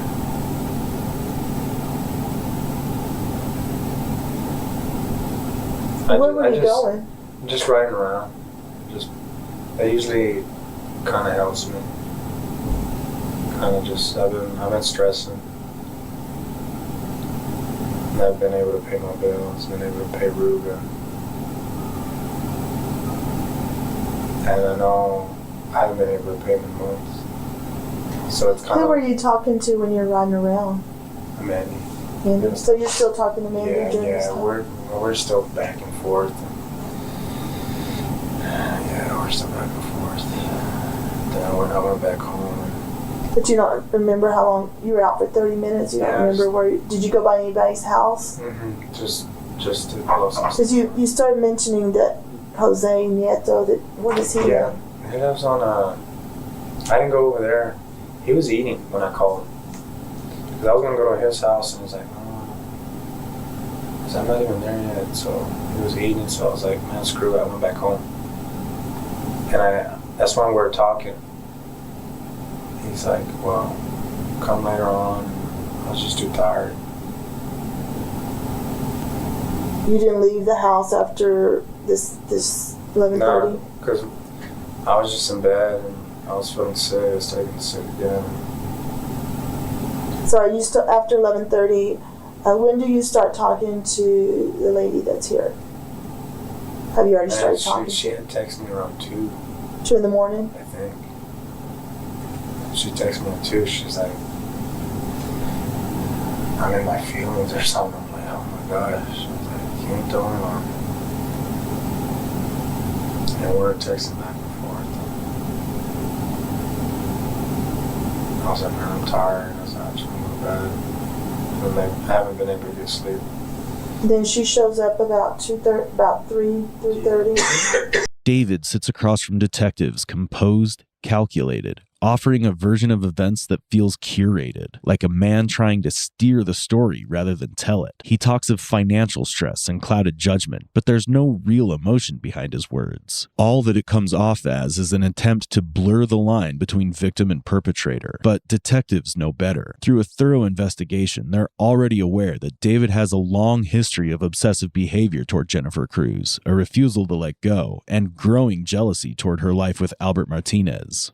On the day of the murder, he wasn't overwhelmed. He'd been plotting for this crime long back, surveying her house, owning a firearm, and issuing false threats long before acting on this plan. His actions weren't that of a victim, but of a man unable to get over his past relationship. You said you hurt her real bad. Was that when you left her, or? Yeah, I left her. Because she stayed with you when you cheated on her. Yeah, she did. She would leave like for a week or 2 and come back.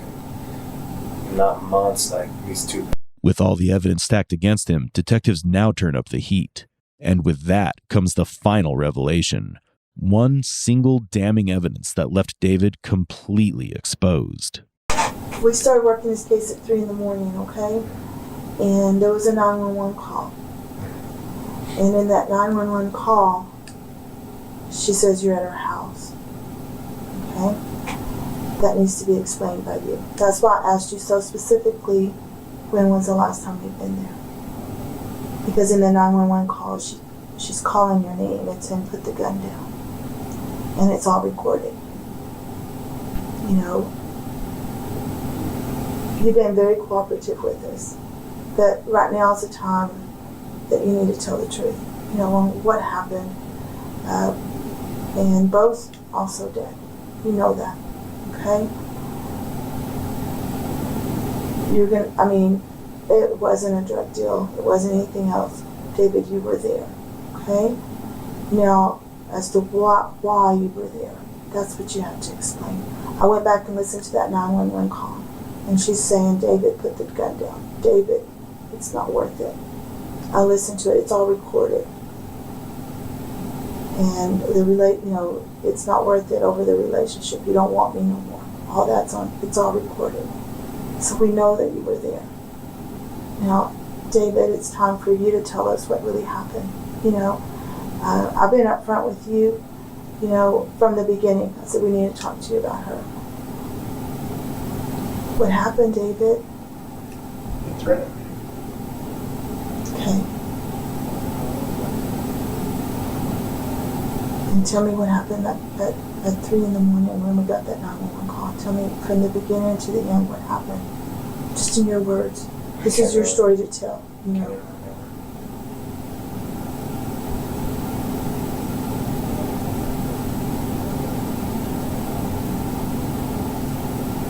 Which vehicle were you in when you went over there?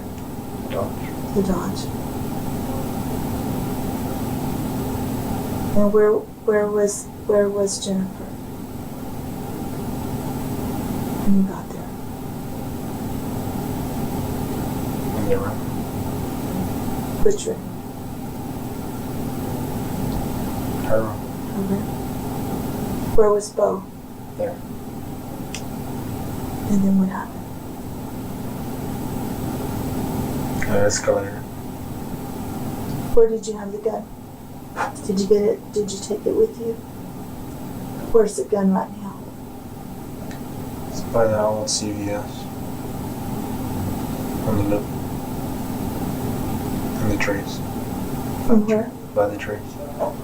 By the trees? By the trees. Tom Street Place. Tom Street. Oh, okay, off of Marshall Sharp Freeway. It's that abandoned building right next to Tom Street Place. What side of the building, partner? Is it closest to Marshall Sharp or closest to 34th? Marshall Sharp. Finally, David confessed to killing Jennifer and Albert, but the deeper the detectives dig, the more he lets slip. Details so chilling, they recast the entire murder in a far more sinister light. Appreciate your honesty. I mean, I really do. I mean, I saw it on your face, but describe, you see them in the house, you're inside the room. Did you go in the bedroom? Okay. And then you said it escalated. Tell me what happened in your words. He came at me. How did he come at you? He got up and just came. So, shot. And what did Jennifer do? Same thing. So why'd you go to the house? I was going to confront him. Tell him why is he threatening me. How far were you from Bo when you shot him? Do you remember? Not far, 5 feet away. Do you remember where he was shot at? I'm scared. You were scared? How about Jennifer? Do you know how many times you shot her? I don't know. That's scared. So after you shot both of them, was there anyone else in the house? Anybody else with you?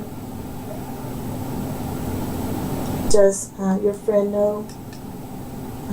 Does she know what happened? Did you tell anyone? And a lot of times when this happens, do you remember their words? Any other words that they said to you? Did y'all have any kind of conversation before you got there? Had you called her, called him? Had you texted? Any conversations between you and them? Well, I'm gonna go tell them where to locate the gun, okay? That way no one gets hurt with it. And I'll be right back, okay? With David laying out every detail of that day, the pieces start falling into place. But the story doesn't end here. Detectives are about to find out whether this double homicide was driven by mere jealousy or if David has darker secrets buried beneath the rug of lies he's so meticulously woven. What was the last threat he ever made to you? David, do you remember? Thursday. Okay. And what was it? What was it that caused you to go into this kind of mode, this defensive mode, that you felt you needed to confront him?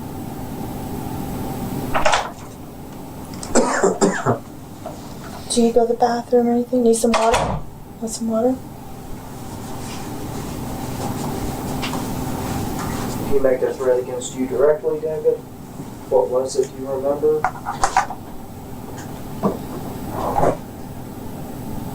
Said just make sure you don't get hit with my Nina, so you better cowboy up. You don't get hit with my Nina, you better cowboy up. And what does that mean to you, sir? Means he was, once he sees me, he's gonna shoot me. Okay. You had told us that you had your Glock 40 in that house, and we've gone over that extensively, but we now know that there's a good chance that you had it all the time. Is that correct? No. When did you, I've had it for a few months. Okay. Is that the same weapon that you used? Okay. How did you enter the home? Do you remember? A window. A window? Okay. Is that the same window you told me about? No, there's another window. Okay. And when you entered the window, how did you open the window to enter the residence? It just pushed up. Okay. Did you do anything to try to prevent yourself from leaving a fingerprint or any trace of yourself, or was that a concern at the time? When it escalated, yeah. Okay. So your intention on going over there was to what, sir? Just to scare him. Okay. Do you have the weapon on your person, on you? Okay. When you entered the home, how far did you have to go before you made contact with Jennifer and Bo? Far. Okay. Who made contact first, you or them? He did. He did? Okay. Did he come out of the bedroom? Yeah. Okay. Was there... Well, I went into the bedroom and he got up real fast and... Just happened that quick? Well... Were they laying in bed or were they... Yeah, they're laying in bed, I guess. What was he wearing? Do you remember? Did he have a weapon at the time? I'm not too sure. Okay. Did you, as soon as you saw him, did you just go ahead and shoot at him? Mm-hmm. Okay. What happened when you saw him? I was telling him, I was like, why you threatening me and this and that? Did you see when she called 911? Did you tell she was calling 911? Yeah, but I didn't. She said it wasn't activated.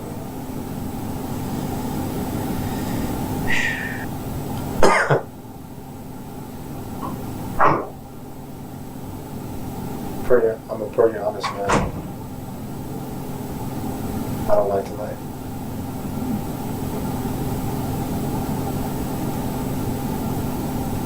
On that note, I have to ask you to swear to your statement. Is everything you told me today the truth? Besides what I lied to you about. Yes, sir. You understand that if you swear to the statement, that's not true, and we've already confirmed the information that you said wasn't true, the omissions and that. Is everything you told me today the truth? Up to the point that, that we discovered the truth. With that being said, I'm going to end your statement. Whether it's a flicker of guilt or the weight of the truth finally catching up to him, one fact remains undeniable. David knew exactly what he was doing. With full awareness, he pulled the trigger, ending the lives of Jennifer Cruz and Albert Martinez. Now that the truth is out on the surface, David has to face the consequences of his well-thought-out actions. In February 2018, David Carrillo finally stood trial for the barbaric murders of Jennifer Cruz and Albert Martinez. The courtroom fell silent as the prosecution laid out the chilling details. The presented and undeniable evidence of his prior threats and calculated moves that led up to that fateful night made it almost impossible to find any sort of leniency. The defense tried to argue his case, but the evidence was too strong to ignore. When the verdict was read, there was no way out. David Carrillo was found guilty of capital murder and sentenced to life in prison without the possibility of parole. There's a deceased person in your garage. There's a body in there? Yes. I walked into the garage. She goes, "Oh, I just did it." And who was this? Kiara McCulley. She told you that? Very calmly and everything, blood on her hands. Do you think you killed Grace? I'm not sure. What do you think? Well, I'm partially hopeful for her to be dead, but I'm also, confused. She says just gonna stab the throat. We burn it and I'll buy new blankets and bed. What's going on here, Isaac? Because you're talking about killing her. I create torture devices out of sex toys. Razor blade dildo with lime juice. That sounds painful. Yes, the whole book is torture. After Grace Jennings was discovered on October 29, 2022, in the garage of Kiara's mother's Santa Fe home, where Kiara McCulley and Isaac Apodaca also lived, detectives zeroed in on two suspects. Both were brought into the interrogation room, where layers of jealousy, betrayal, and brutality slowly began to unravel. What kind of bad stuff happened in your life? I've had a bad relationship with my mom. Reason why I never wanted to see Grace, but it pissed me off by bringing her to my house. She did something really stupid, and I wanted to see her change, and I wanted to see something happen where she would admit it, but she just... Is she alive or dead? Grace? Yeah, You don't know? I'm not sure. What do you think? Well, I'm partially hopeful for her to be dead, but I'm also, confused. I'm Why would you hope that she's dead? I'm still angry at her, but I also won't have hope that she'd be better, but it's like this frustrating emotion that I can't seem to pinpoint. Well, tell me why you're angry at her. When I need to keep my together because I get very upset very easily. Back in 2016, there was a video floating around of a 14-year-old girl getting art and another girl standing there collecting money from them. There were 16 or 17 guys involved. Well, the girl getting money was Grace. The other one was me. I'm sorry. That sounds like a difficult memory. I was also a virgin, so I never got to... Yeah. Yeah. That's hard. Thank you for sharing that. I know it's probably something difficult to share, especially with a stranger. Yeah. Okay, so now I have a little bit of background of... Why am I mad at her? Okay, that makes sense. Okay. She kept trying to push it, and I finally started getting memories back from that situation and found out that somebody, not quite certain who it was, put me... Calm. Sorry. It's okay. Do what you gotta do. My cigarette's on. There was a car crash, and that's the only reason why I'm still here. So I'm playing with this because it's I need to calm myself down. Yeah. And I will not stay down. She was the first person I ever loved. Grace was. And the first person to completely destroy me. So part of me hates her guts. It wants to see her dead. The other part wants to see her get better and see if she'd admit it and just fix it. It's I'm split. I don't know what's the better emotion. Fighting between them is really challenging. Sure. That's why I didn't want her in my home. It's just like, this is too much. Yeah, a lot of emotion there. How long did you guys date for? I don't really remember how long it was. Years? Months? Probably months. Months. Less than a year? I think so. How long ago was this? What year did you guys date? It was 2015, 2016-ish.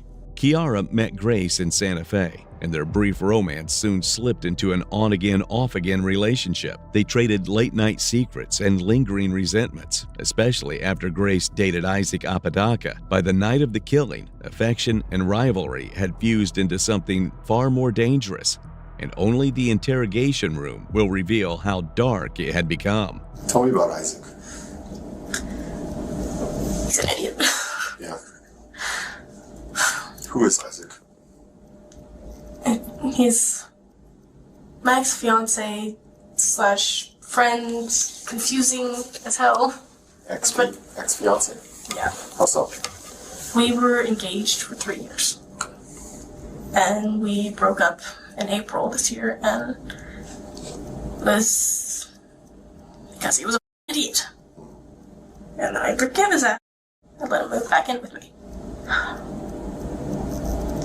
Okay, my brain keeps thinking of cigarettes. Call me. I'm sorry. Did I just kick you? Yeah, you did. Okay. So where do you live at? I live in the garage with Isaac at my mom's house. What's the address to your mom's house? 5941 Jaguar Drive. Okay. So from what I understand, and tell me if this is accurate, there is a primary residence, 5941 Jaguar Drive. There's a bit of a backyard, and then there's a garage. Yes. So you and Isaac live in that garage? Yes. Currently, as of last night, you guys lived in that garage? Yes. I really hope my cats are okay. But he's your ex, but you guys live together in that garage? Yeah. Trying to stay friends, and it's like still acting like we're together, and I felt bad because I made him homeless for like 2 weeks.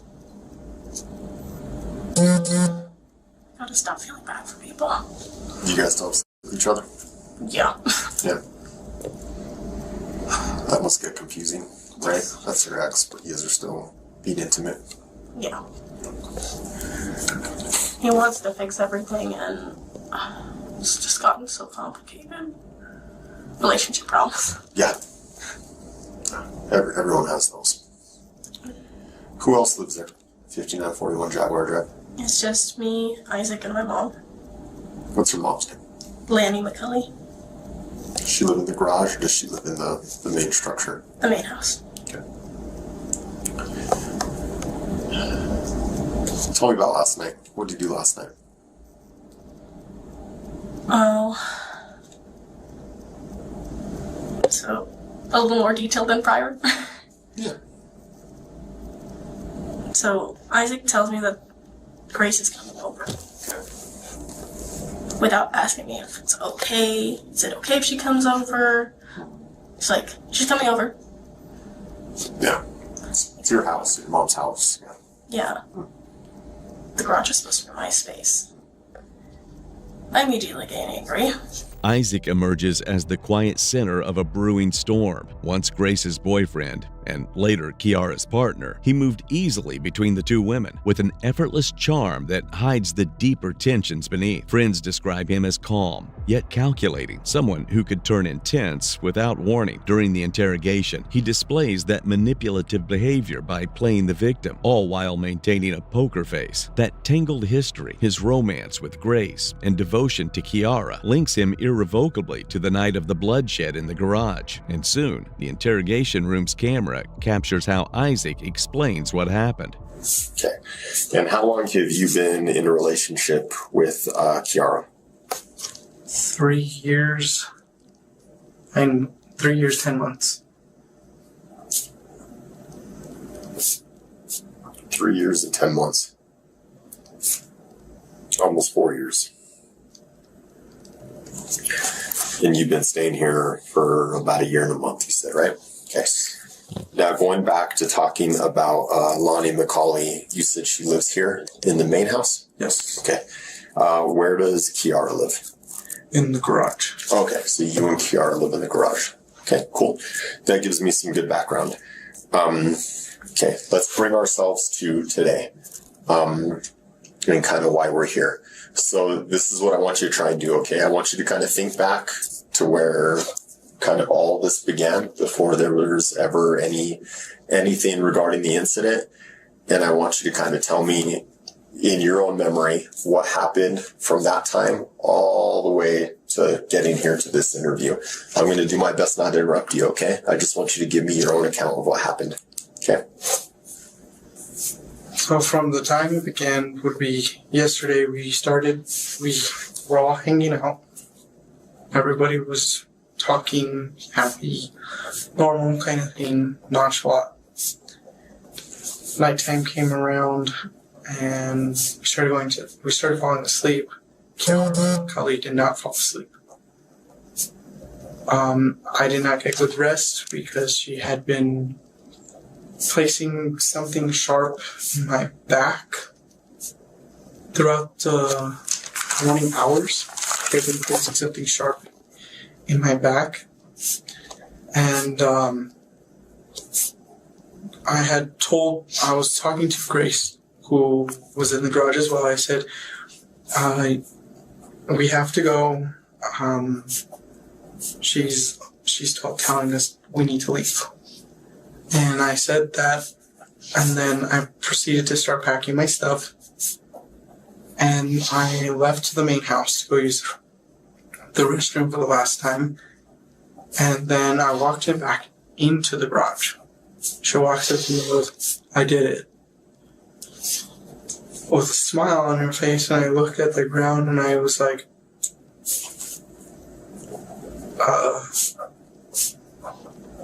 what do I do now?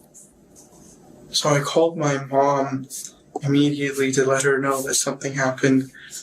My mom proceeded to call 911 to let the dispatcher know exactly what happened. And the dispatcher called me to make sure everything was okay. I got greeted by the cops because they detained me, which was normal. But they noticed that I was freaking out. Everybody that was around me was noticing I was freaking out. I was really scared because I've witnessed... Sorry. It's okay. I've witnessed my friend getting shot. So, Separately from this? Yes, it was a while back. I was asked to be his best man at his wedding. And I was sitting in the back seat. Guy walked up, blew his brains out. They landed on me. I had to testify in court. And I'm super... Anything like this gets me super traumatized. And it's a traumatic event. I can imagine. And I saw my friend laying on the ground.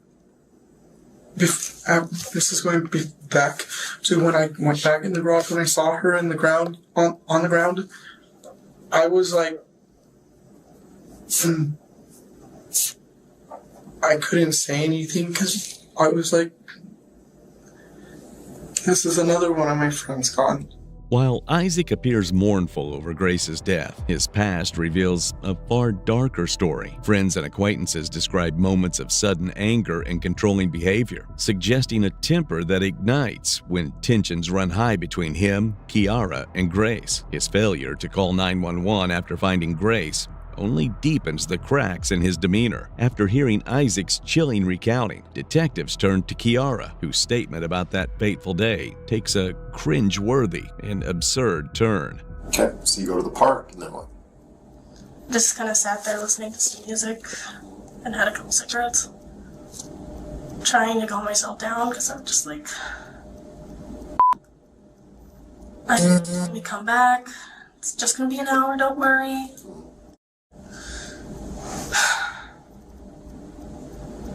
Go back. They start talking about phones and Marvel and stuff that I don't really understand as much. I have nothing to have in the conversation. Sure. He left me alone with her for like half an hour. And she was going through like this breakup thing. There's always something wrong in her life. Always just something. How was that, being alone with her after all that time? I was trying to be a good friend, and it just... She ignored me. Yeah. So around what time would you say she came over at? It was midnight-ish. I could check my text messages, but I don't have my phone. Yeah, I get you. Like... So you guys were alone for half an hour, and then what happened? And then Isaac came back, and I started feeling frustrated because she wasn't listening to me at all. So I got up and I left for a while. Ow. You alright? What's your cut from? I dropped a knife last night, which was what I was just about to mention. That's a tough spot to get a cut at. Yeah, it's... Your skin moves a lot. It's actually where I was about to go. I left and went in the house for a bit and decided to try and make something. I dropped the stupid knife and grabbed it wrong. Got mad and I just walked out of the house for a few minutes. Just like, I went back, cleaned it out. Cleaned it this morning after my shower. Ow. So did Grace spend the night? Fortunately, yes. Fortunately or unfortunately? Unfortunately. Unfortunately. I started to get really frustrated and I couldn't fall asleep. So she stayed in the garage? Yeah. And you slept in the garage, and so did Isaac? While she and Isaac were sleeping, I was just staring at the ceiling and trying to find a comfortable spot where I could actually fall asleep. Yeah. How were those sleeping arrangements? Like, who slept where or what? It was like, here's Grace taking over like 50% of the bed. Me on the edge, Isaac on the edge here. Okay. Not very comfortable. So you didn't get sleep last night? No. Oh. I also didn't get to sleep yesterday. Okay. Then, anything else happened throughout the night? I stared at the ceiling angrily and just like tried to calm down. She walked over me for so long. Who, Grace? Yeah. Isaac's walking over me. Tired of it. Yeah. Kiara leans forward, speaking in a restless voice. Investigators press her about the detached garage, where Grace was found nearly decapitated beside a blood-stained sword. No matter how she tries to steer away, it circles back to that night until her account takes a disturbing turn that no one in the room is prepared for. What she says next turns the case on its head, and despite having all the evidence, even the detectives will flinch at her account. I create torture devices out of sand. What kind of toys? Usually a dildo and then put razor blades on it and cover it in lemon juice. And literally burn it. I also thought about doing that to Ozzy. Razor blade dildo with lime juice. That sounds painful. Yes. The whole point is torture. That's true. True. Okay. Have you ever talked with Isaac about this? Yeah. We know for certain he has DID. I was doing research about it, and this is my guess about what's going on with me. He thinks I have BPD, which is like borderline personality disorder. Because we're very similar, but there's... Is Isaac diagnosed? Yes. As far as he's told me, he's diagnosed and he's not just lying. I'm starting to question him. Like, a lot.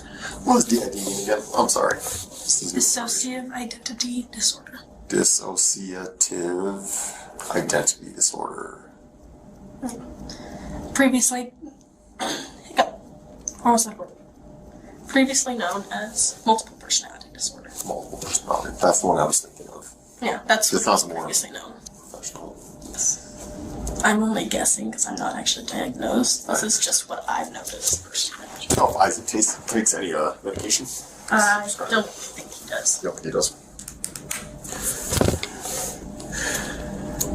And like I was asking, I think we got sidetracked, but have you ever talked to Isaac about kind of your feelings towards Grace and you wanting or dreaming about killing her and stuff?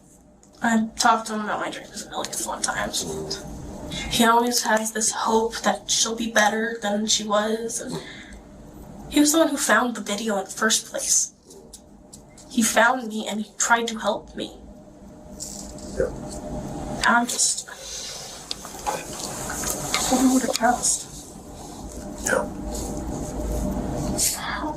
Stay down. Aside from, have you ever planned to hurt Grace or kill Grace? Not really planned it, more like wrote a short story about it. But then I also changed all the names and genders and stuff, so. You wrote it like on paper or typed it or what? It was on Google Docs. Google what? Google Docs. Oh, Google Docs. I see. Yeah. Like on the computer or on your phone or what? I think it was more on my phone originally when I wrote it. I like writing, and it helps me, like, get out those feelings. What was the story about? It was about this older brother who was trying to protect his little brother from a pedophile, but then turned into a mass murderer. It's literally called I Hate Guns, because he never uses guns. And I actually agree, I don't like guns that much. Not when one's shot next to your head. Okay. Were you talking to Isaac last night? Were you guys messaging each other and... I was trying to tell him to get her to leave. Do you guys say anything else? I just wanted her gone. So I was talking to Isaac for a long time earlier before you, and we were going through his phone. He had his phone on it. There was a lot of messages between you two. Yeah. What were all those about? You know what I'm talking about, right? Yeah. Just like in this kind of moggy area that I kind of remember. Yeah.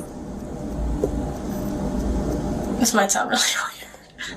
So, there's an organization that Isaac is in charge of. I probably shouldn't be saying this to a cop. I saw the messages about it. I'm just trying to understand it more, you know? Well, it's called Ghost. They're like an underground version of cops in a way, but a little more intense and deadly. And they get rid of people who are in charge of trafficking, in charge of anything that has to deal with hurting kids. I see. And like, he kept trying to tell me, just do it, and you're gonna just kill her. Then you'll get ranked up. Yeah. He had me join. And I'm like, I don't know what the fuck's going on, and I kept hesitating. It's like... What's that thing there? It's the mark for, honestly, I'm very confused because he hasn't told me jack. He just gave this to me, and it's like, you know, you're a part of it. I'm like, okay. Sounds like an initiation tattoo kind of. Yeah. How do you do that? How do you make it? Oh, I have a tattoo machine. Oh, okay. Gotcha. Is it... That's how I did all these. I was gonna ask. Yeah, you got some work there. Yep, I also have one on my leg. Here. Are you, like, aspiring to learn? Like, you Somewhat. But I've just been wanting to cover this up, and I can't find an artist that's cheap. I like tattoos. Kiara's words point to a mind that feeds on control and secrecy. The ghost she invokes reflects how she frames violence as destiny, a way to stay one step ahead of anyone who might leave her first. Detectives don't buy the mythology, but they can see the pattern, the private fantasies, the need to pull others into her orbit, the quiet planning that preceded Grace's death. And if her narrative feels thin, it's because the next pieces of evidence weren't in that room with her. They are waiting in Isaac's. 3:44 a.m. That was this morning? Yes. Okay, let's back up a little more then. Man, you guys message a lot.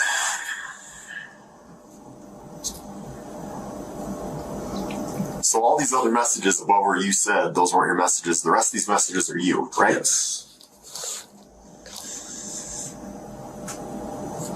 That's Wednesday, Thursday, Friday. Okay, we'll start here.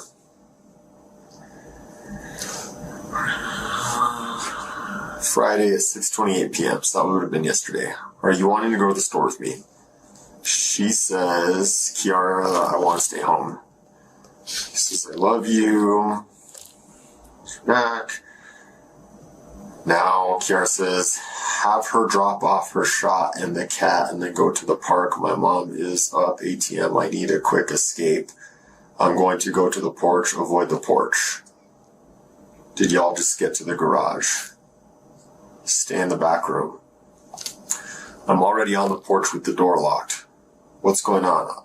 I'm thinking to head to the park, okay. Apparently she said that she was going with her sword, and then she was going to come in there, and she wanted to also kill me. What does that mean? Why are you telling her dagger because it's blunt? She asked me a question in the room, like, what is the difference between the dagger and the sword? Okay. And I messaged dagger because it's... Why is blunt better? She says you say it cuts like butter. She says just gonna stab the throat. Is that what she's trying to say? The thought. Just gonna stab the thought. Yes. Instant or will it take long? What does she mean? Instant. What do we do about the mess?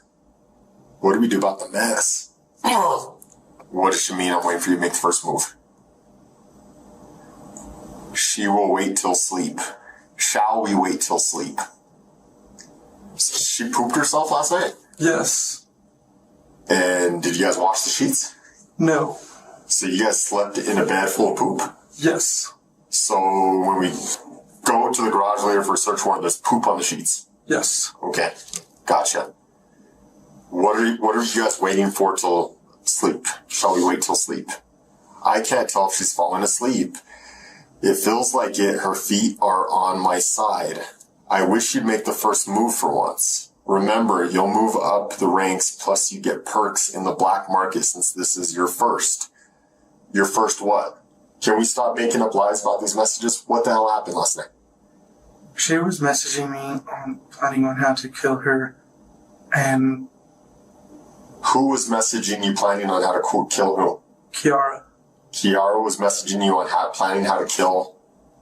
Grace. Grace? Yes. And what were you doing? I was only sending a message back, only in correspondence. I just wanted to sleep. That's what I... Are you sure? Because it sounds like you're planning something with Kiara. Is that what's happening? Don't lie to me. What's happening here? I can see the messages. I'm not dumb.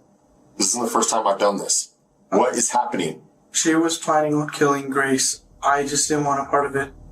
Beneath the text lies a darker story. Kiara plans acts of ritualistic violence weeks before Grace enters the house. Isaac echoed her words, but kept his distance, pulled into her dark obsession. This wasn't just a breakup. It was a long, cultivated fixation on control and ranks. Now, the real motive comes into focus through Kiara's account. And this is kind of me trying to piece together, kind of like what you're saying, like the messages I saw too. Was Isaac trying to push you to kill Grace? Yeah. I had my dagger in my hand, and I kept going, and then just stopped. Like, I felt a little kid's hand hold me back. Like it was Kiara telling me, don't. Because that was also her best friend's sister growing up. Yeah. God, things got so messy.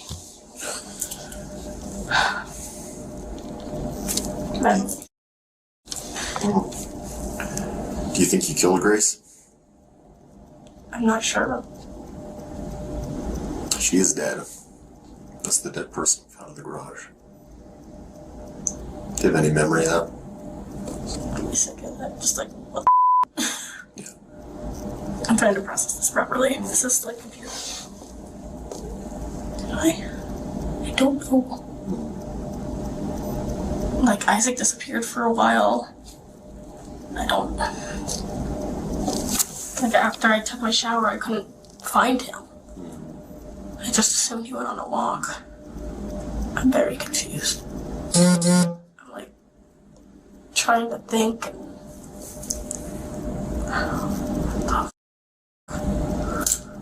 Do you remember when police arrived on scene? I just remember my heart going like crazy. Okay. I don't know. It's like, I'm not used to cops just showing up at my house. They told me you ran inside. How come you ran inside? I'm pretty certain that I was gonna grab something. I forgot. Sorry. You saw cops and then you ran inside to get something you forgot? No, I thought I heard something, but I didn't know it was from my house. Oh. When was the last time you saw Grace alive?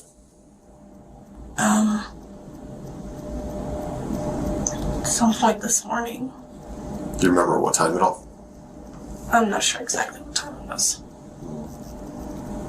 You think it's possible he killed her? I'm guessing myself right now, like second guessing, trying to figure out if it was one of them. Or someone I haven't met yet. Is there any way to ask them? They're very picky on when they talk. I see. It's like, come on. It took Jess and Abby 3, almost 4 years to tell me what happened. From that one incident, yeah. And Isaac also showed me the videos. Yeah. Okay, that was loud and very uncomfortable. Yeah. But how come you stabbed the bed? Because I was mad and I wanted to stab something, but I didn't want to hurt someone. Why were you mad? Because Isaac invited somebody I hate to my house. And it wasn't just for a talk, as he said. Why repeat this more? I'm sorry. Turned from an hour to overnight to 2 nights. And I'm like, hell no, she ain't staying another night. Yeah. So why did Isaac want Grace there? I have no clue what he wanted. Whether it was to her, which, gross. Just hate gross. I've seen the kind of people she's been with. Did he f*** her or no? I don't think so. I'm guessing he didn't, because he said the worst 12 hours of my life. 12 hours in my house.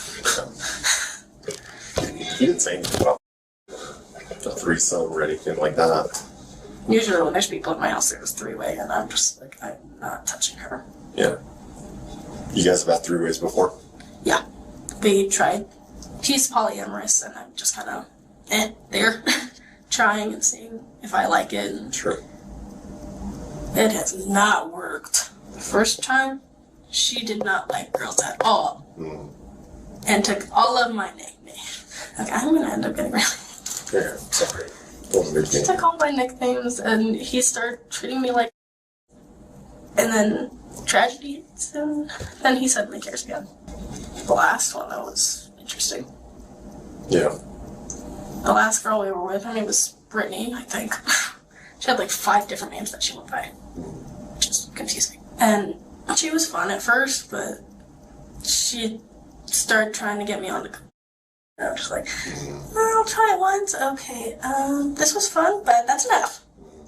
It's a once-in-a-lifetime thing. Yeah. And it was like, okay, she's definitely got an issue, and I cannot help her with that. And I'm not gonna be another person's freaking... What's the word I'm looking for? Rehab? Yeah. Sometimes I have to say, what's the word I'm looking for? And then I remember it. So again, from what you can remember, you don't know who killed Grace? I'm not 100% certain. I'm only guessing. I've seen Isaac get violent before, but I know how angry I am at her. But of course, he's hulked out before. What does that mean when he hulks out? Well, he seems to. It feels like he's grown. Personally, I feel like he grows. And his smash. A little bit further apart, but you know what I mean. Yeah. And then I turned into a rag doll, and I'm still mad at that, but at the same time trying to forgive him. So the sword you said you bought, right? Yeah. How long ago did you buy that? So, I got it maybe 2 weeks ago-ish. What about the dagger? The dagger was a couple days before that. That's yours as well? Yes. Okay. The butterfly knife? The butterfly knife, was, I think, a couple days before the dagger. Any other weapons that are inside the garage? I know I have my karambits somewhere. There's 2 sets of karambits. They're really pretty. I like knives. Are they fixed blade or are they folders? What are they? They're fixed blade. Fixed blade. How big are they? Inch-ish. It has such a curved blade. It's really not good for cutting anything. Yeah. I tried cutting a piece of fruit with it. It did not work. Too much curve. Well. This moment exposes the full extent of Kiara's instability and violence. Her stabbing of the bed, obsessive control over Isaac, and twisted justifications point to a mind already planning harm. The weapons, sword, dagger, and butterfly knife weren't for show. Coupled with her years-long obsession with Grace, her threats and manipulations reveal the grim truth. Kiara doesn't just fantasize, she executes her plans. Her patterns of aggression and manipulation reach their deadly culmination. What we do know, when the officers went through and kind of did a security sweep of the garage and everything, I've been told by a few different people is the sword, which I'm assuming is the sword you're describing, was bloody. Barely pick it up. Yeah. Okay, I'm confused. I was already having a hard time picking it up, so it's like, okay, now I'm very confused. Hard time picking it up? How come? I'm not exactly sure. Oh, it's heavy? Yeah. How much does it weigh? I'm not 100% certain how much it weighs, I just know. My left hand can kind of pick it up, but my right hand can't. Can you pick it up with 2 hands? I have to. Even then, it's all wobbly. And yeah. I was gonna take a piece of PVC pipe. Thank you. And kind of weigh it the same way so I could practice. So I could do like some, fake sword fighting. That makes sense. Maybe make a video. I'm guessing I'm not getting it back. I know. We have to collect it as evidence. It was $200. Damn, where'd you get it from? Amazon. Amazon. Definitely good. Like I just got stabbed. Sorry. Well, we gotta do some paperwork. I wanna see you get some rest. Anything else you can think of that might be important to us? My brain's too tired to function. I get it. Let me get one of the officers. We'll move you somewhere else. And then as soon as we get all the paperwork done, here's what it is. You guys are more likely gonna get booked tonight. All I can do is really gather all the facts and look at all the statements and evidence, and we have to do something about this stuff, if things are the way you're saying, I mean, you kind of want to get this stuff looked at and figured out. I mean, I don't think no one intentionally wants to have that inside of them where they just want to kill people, Yeah. Maybe some people do. I don't know. I gotta talk to her. I'm guessing it's just at this point, because James and Abby are chill at this point. You gotta talk to some of these girls and figure out what's messing around. But all right, I appreciate your time. I appreciate your honesty. It is what it is. Okay. All right. Grace's life was stolen by a twisted obsession years in the making. Kiara's dark fantasies and need for control shattered her dreams, her trust, and her future. Friendship became a playground for manipulation, leaving only echoes of what could have been, now exposed in the courtroom where Kiara and Isaac faced the law. In February of 2025, Kiara McCulley pleaded guilty to second-degree murder in the brutal killing of Grace Jennings. The court sentenced her to 30 years in prison, double the standard term for such a charge, due to the extreme violence of the crime. Here's the thing. So Chris had been shot.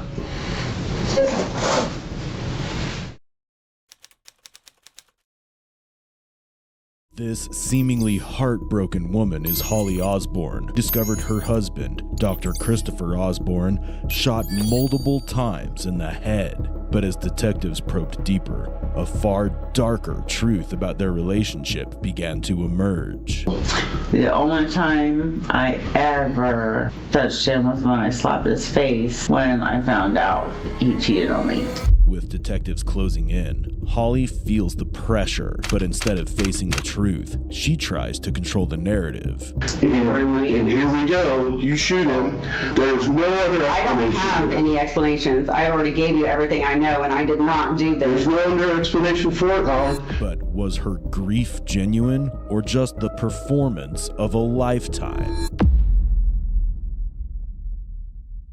On the morning of July 18th, 2018, at around 7:30 a.m., Holli Osborn discovered her husband, Christopher Osborn, dead in their bed at the couple's rented home on Shannon Place in Dublin, Ohio.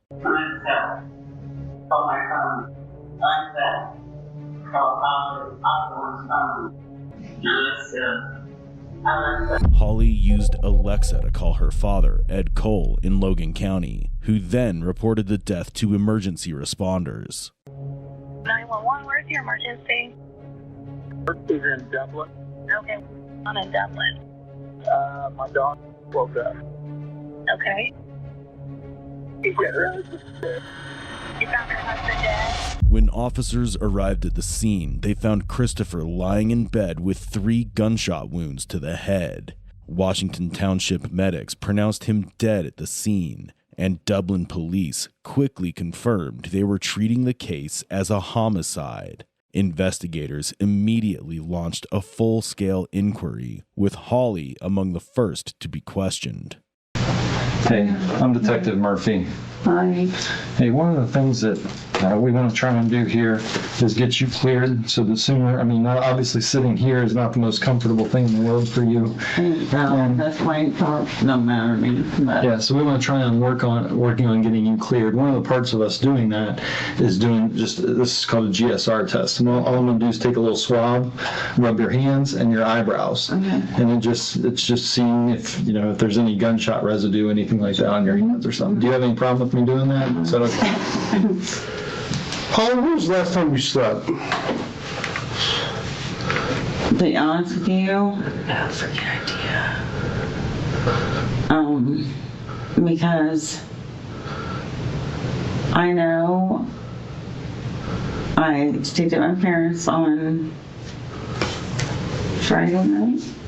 Okay. So I slept there in my old room. And then I came home Saturday and talked to him. And okay. Did you sleep last night though? I don't think so. Okay. I can't remember it. All I remember is shock when I opened up the bedroom door. So obviously I wasn't in there because I would have known something. Right. Have you consumed any alcohol in the past 24 hours? Yeah. Okay. When was the last time you did? And I don't remember. Was it last night or this morning? No, this morning. It was this morning? Wasn't. Okay, so it was last night? Or, yeah. Okay. Yeah. What did you have to drink? Actually, Chris stopped and got me, not twisted teas, but like a Mike's Hard Lemonade can. Mm-hmm. You just had one? Or? I had that one and he had one. Okay. And that was it? If I remember correctly. Yep. Okay. And that was last night before he went to bed? Yeah, because that was the last time I seen him was on, if I'm getting my days straight, I take a lot of medicine. So, if I'm sitting outside, he probably went to bed then. That would have been the last time I seen him. Okay. And he usually goes to bed early on Tuesday, right? Yes, he goes to work. Mm-hmm. Early on Wednesday morning? Mm-hmm. Okay. I usually try not to bother him when he's asleep. Okay.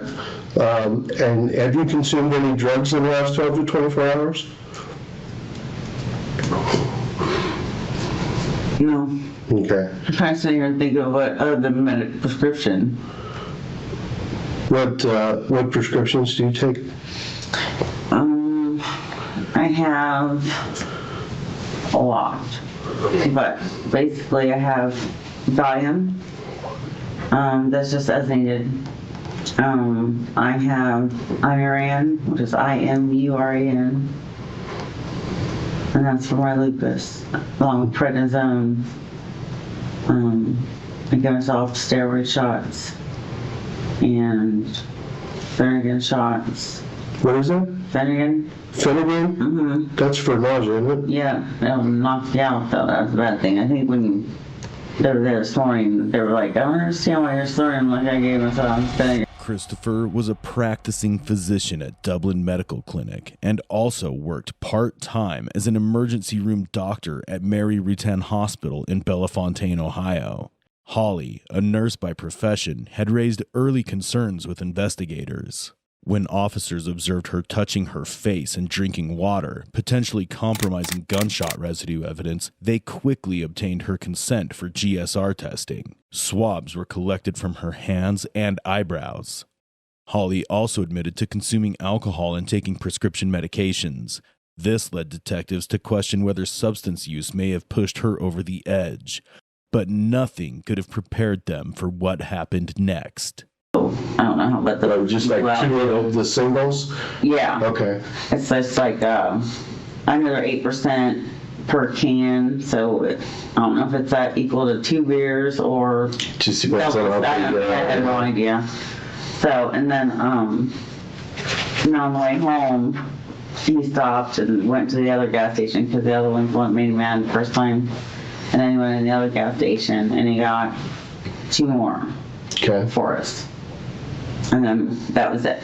Okay. That's then you guys, all I remember. Then you guys went home? Yep. Right. Do you have any idea about what time that was? Maybe, it might have been 10, maybe. Okay. What time would he usually go to bed if he had to be at Mary 10 and 7? Oh, anywhere between 9 and 10. Okay. Roughly. Do you guys not usually sleep in the same room? Oh, we do. But I wanted to stay up that night because I still had my beer. Okay. So I was finishing my beer, but then, honest to God, from AV, from drinking the beer, I know I had to take my medicine, so I took my Valium, and I tried them to sleep. And honest to God, I'm like, I don't know if I slept. Did I fall asleep in the garage? Because I usually go out there because I don't smoke in the house. Okay. So I'll smoke out there, and if I'm still drinking the beer, then I'm just doing that. But then Does he smoke? Occasional. Okay. No. Is he like a drinker smoker? Yeah, cocktail. Right. Yeah. Does he smoke your cigarettes? No. Oh, he gets his own? He gets his own. Okay. He smokes reds. What do you smoke, lights? Marlboro menthol. Okay. Mm-hmm. Well, that's why I didn't smoke them. Yeah, he don't like menthol. Yeah. So you took your meds last night, and did you know where you slept last night? No, that's what I'm saying. I'm like, I don't even know if I slept at all. Like, because all I remember was walking into the bedroom and seeing him. And then I didn't want to touch him. We were sitting there. So I tried to get his phone. I couldn't find mine. And so I couldn't get anything to work 911 for some reason. I looked all over trying to find mine, and the best I could do was I called my dad then on my left side. I'm so glad you got to hold him with one. And Chris is dead. You know what? I just called him. And so last thing I remember, other than you guys coming over after that. Okay. Can you get some tissues? Yep. Do you want some more water? Please. Okay. Literally, it makes me sick just to put it. This thing, we have time, so I want you to get a minute to kind of collect yourself. I just can't stand it. The one image that I've seen there.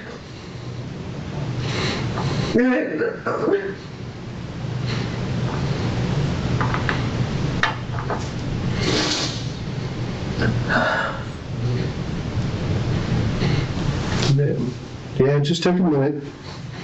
We might get you some Kleenex so you're not dripping all over your stuff there. So. Some tissues for you. Yeah. I just like thinking there's so much shock that I'm numb. Right. And I don't want to think about it right now. I understand. And I don't know if that's why I can't remember, because usually I don't have that kind of problem. So, not unless it's a lupus fog or something, but it wasn't that. Not that. So I'm just like, I don't know where the gap is. Right, there's just... I would actually, the only way I want to know is like, did I go upstairs in Rachel's room and it's undone? I went up there and just left. Because sometimes I'll go up there, so that way I don't bother him if I can't sleep. Mm-hmm. Because there's a TV up there too, because the TV keeps him awake too. Okay. So, the only way I would know is like, probably like, oh, well, if Rachel's bed's not made, that's probably where I was. Okay. You know what I mean? And then I just remember walking in there this morning. So who's Rachel? That's his daughter. Okay. Oh my God, he's so devastated too. 2 firearms were found on the floor near the bed where Christopher's body lay. One registered to him, the other to Holli. The master bedroom was secured with a keypad lock, and there were no signs of forced entry or anything missing from the home, raising immediate questions about who had access. Holli painted a vivid picture of the crime scene through a tearful, emotionally charged outburst. But the detectives, seasoned and unfazed by such displays, simply offered tissues as they prepared to confront her with damning questions. Though she appeared deeply shaken by her husband's death, Holli's own words soon betrayed her. Inconsistencies in her story only deepened the detectives' suspicions. As they delved into the couple's relationship, what they uncovered was far darker than they ever anticipated. So you're done smoking your cigarette. What happens next? Walked into the bedroom. Okay. Why did you walk into the bedroom? Just to do, routine, shower, get ready. Okay. That's where your clothes and stuff are? All right. And describe to me what you see. All I saw was him laying in blankets. Okay. But I seen blood. Where was that blood at? I'm not even sure where the blood was at. All I knew was that was my biggest fear. I knew it because I said I was really okay. There's no. So I ran to my phone, called everyone. Okay. Did you try to wake him up at all? I was afraid to forget hardly touch him. I was too terrified that I was right, which apparently I was. Okay. So do you remember when you saw the blood? It was around his pillow. Okay. I don't remember which side. Did anything else in there stick out to you? I didn't stay in there to look. Okay, so nothing else? As soon as I seen that I bolted and started trying to find shows. Okay. Okay, we'll take a minute.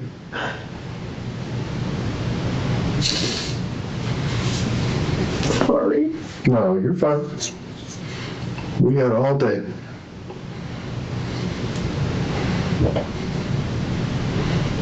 Okay.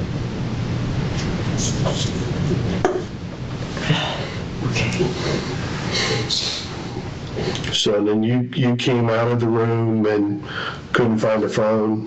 Couldn't find a phone anywhere. All right. Did you find his phone? I did, but I don't remember where it was laying. And can you ordinarily get into his phone? Oh, yeah. He has my passcode, I have his. Okay. Yeah. What happened? You weren't able to get it? No, either I was being so frantic and I couldn't figure out it, because his looks different than mine, because, like Androids, you can change the label. Mm-hmm. So his was all different, and I was like, how do I get? So I kept pressing the call, because I originally told him, I want you to move out. you know. And that was during the argument last week? And then I told him I want divorce, and then he tried to say, you know, like, no, and try to comfort me, and I just said, you either go somewhere or I'm going to mom and dad's. And then until you cool off and let people just let whatever happens soak in instead of the heat of the moment kind of thing. And then I went to my mom and dad's, and then came home the other night. Holli claims she's too terrified to touch her husband's lifeless body, but to detectives, it feels less like genuine grief and more like the performance of a lifetime. The couple's marriage had long been described as volatile, fueled by Holli's escalating alcohol abuse, emotional volatility, and a haunting history of unexplained memory blackouts. While Holli may have accepted the end of the marriage, something triggered a deadly turn.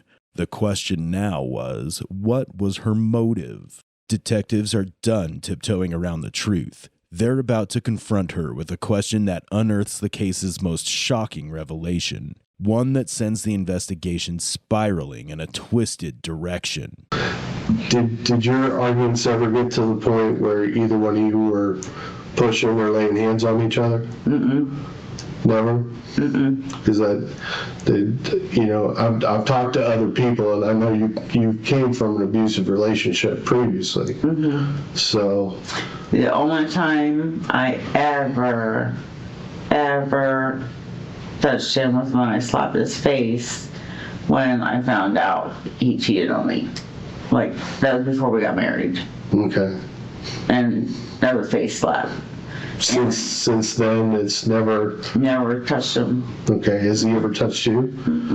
None of those bruises on you are from altercations or pushes or shoves? They're more from, like,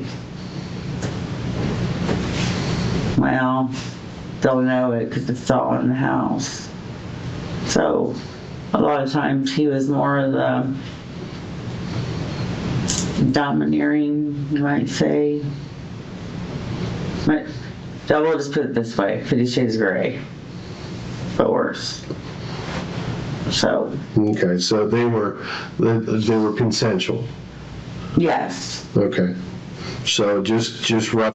All right, but that was okay with you. As long as it didn't get too hard, yeah. Okay, so some of those marks are probably from that. Very possible. Okay, yeah. Are any of those marks come from a position of anger? Okay, none. Because, I mean, if there was a danger, that danger's over now, so. No. You know. No, it was always something else. And then even if he saw it the next morning, he would say, oops, he goes, sorry about that, I did it a little too hard. And I was like, yeah, you think, because, you know, they're paddles and whips and all that stuff. Well, and all the lupus probably makes you bruise pretty easy. Yeah. It's like bruised like a peach. Okay. Did you have a room that happened in, or? That was always a bedroom. Okay. It was always... Randomly, I was in the kitchen, but okay. Almost 99% of the time in the bedroom. All right. Did anybody ever get restrained? He restrained me. Okay. Did you ever restrain him? Not that I recall of. Not that you can remember? Only thing I ever did to him was, I'm going to say here, I want to say a silk blindfold.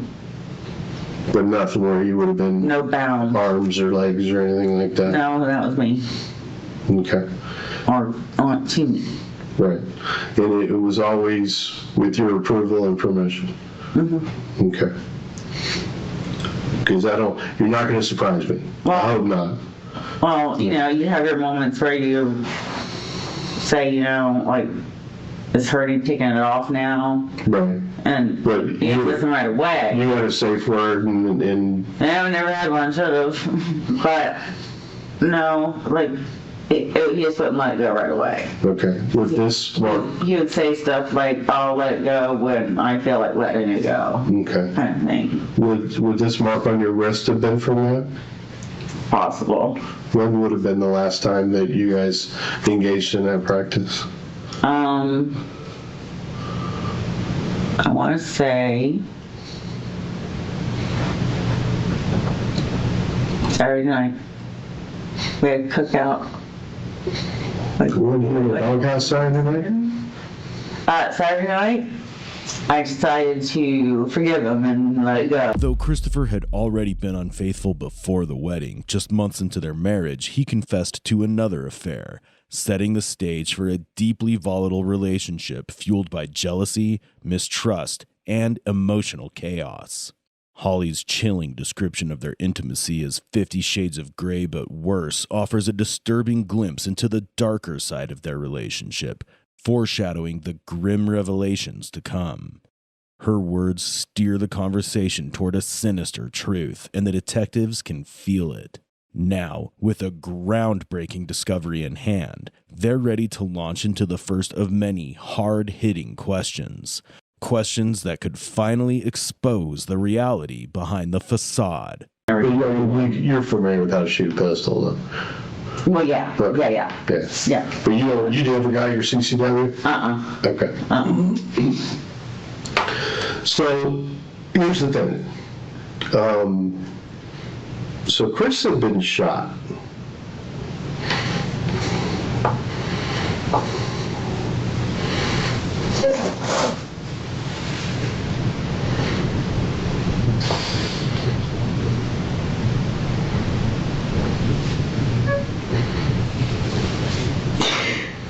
So much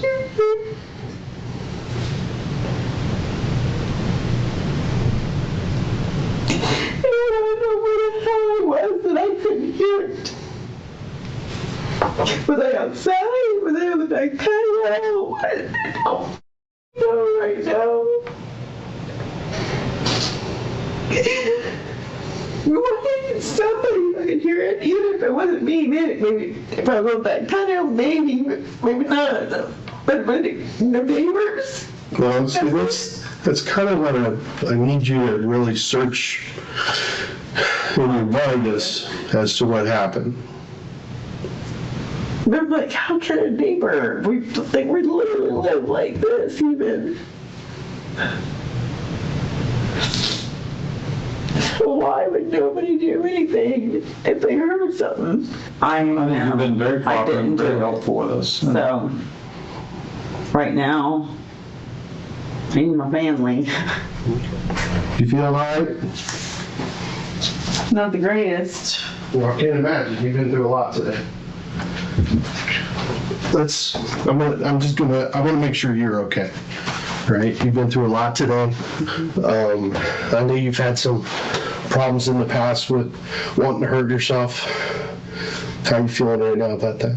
I feel good. I'm sad that I'm not with my family and I lost my husband. Right. Well, and that's the kind of thing that I get, but a lot of stress and, I want to make sure. During the 911 call, Holli's father reported that she was intoxicated. When Dublin police arrived, they found Holli visibly impaired. Her eyes were glassy and bloodshot, her speech heavily slurred, and her movements unsteady.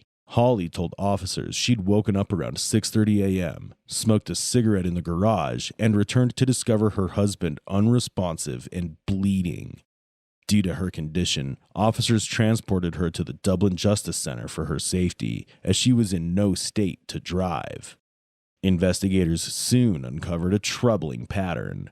Holli had previously made suicidal threats, and text messages and voicemails revealed she was deeply depressed and possibly suicidal the night before the murder. When confronted with the emerging evidence, Holli became defensive, but the detectives are just getting started.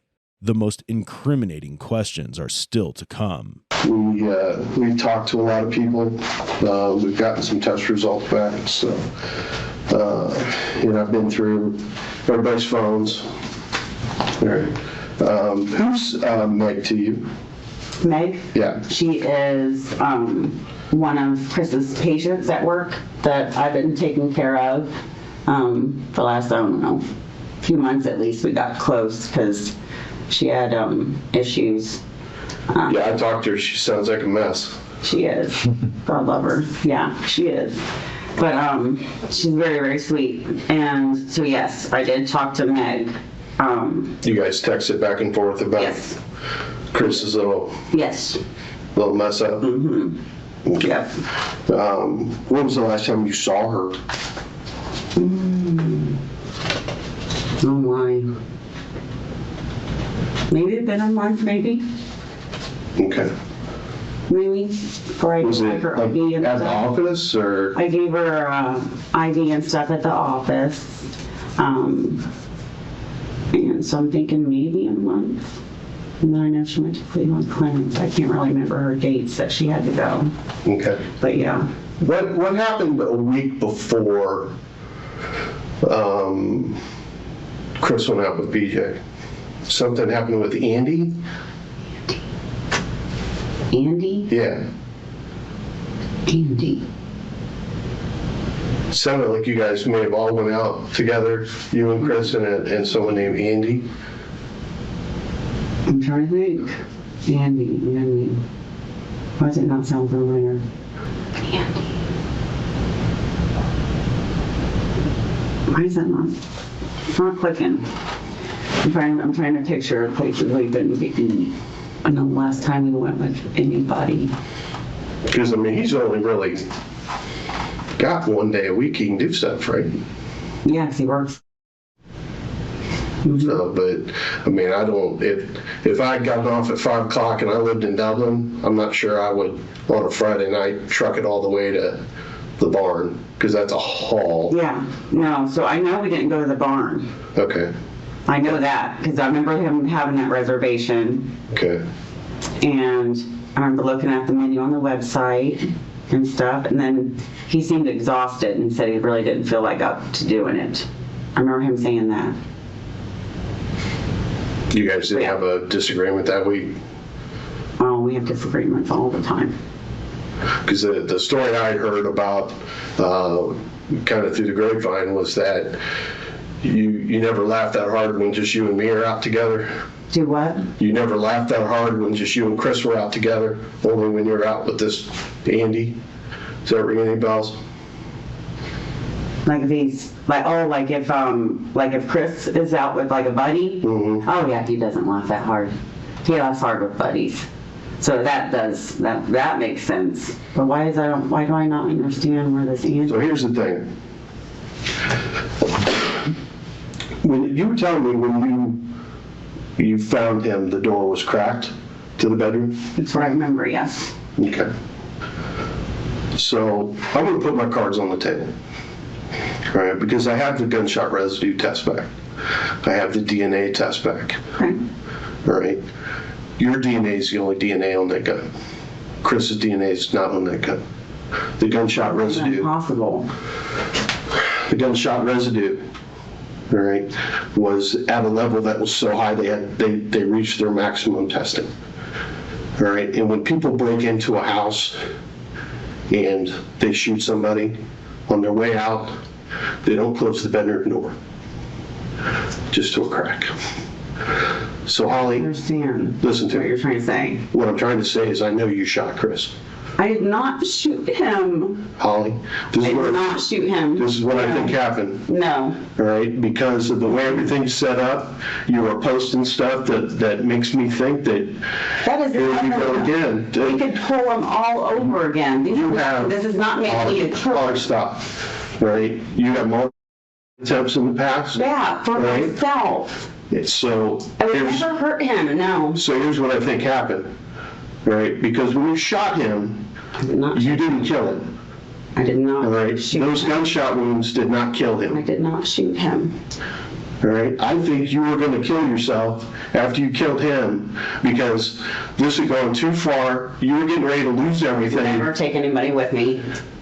And here we go, you shoot him, because there's no other explanation for this, Holly.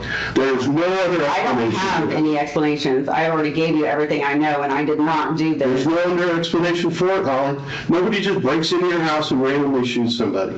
BJ did not owe him $40,000. I don't know. I'm just telling you what I'm people just told telling me. you that for 27 years I've been doing this job, okay? And nothing else shows me that anybody else did this but you. All right? I know you did this. I did not. And I can understand the why behind it. No, there is no why, because I didn't do it. All the evidence doesn't lie. No, I did not do it. The evidence does not lie.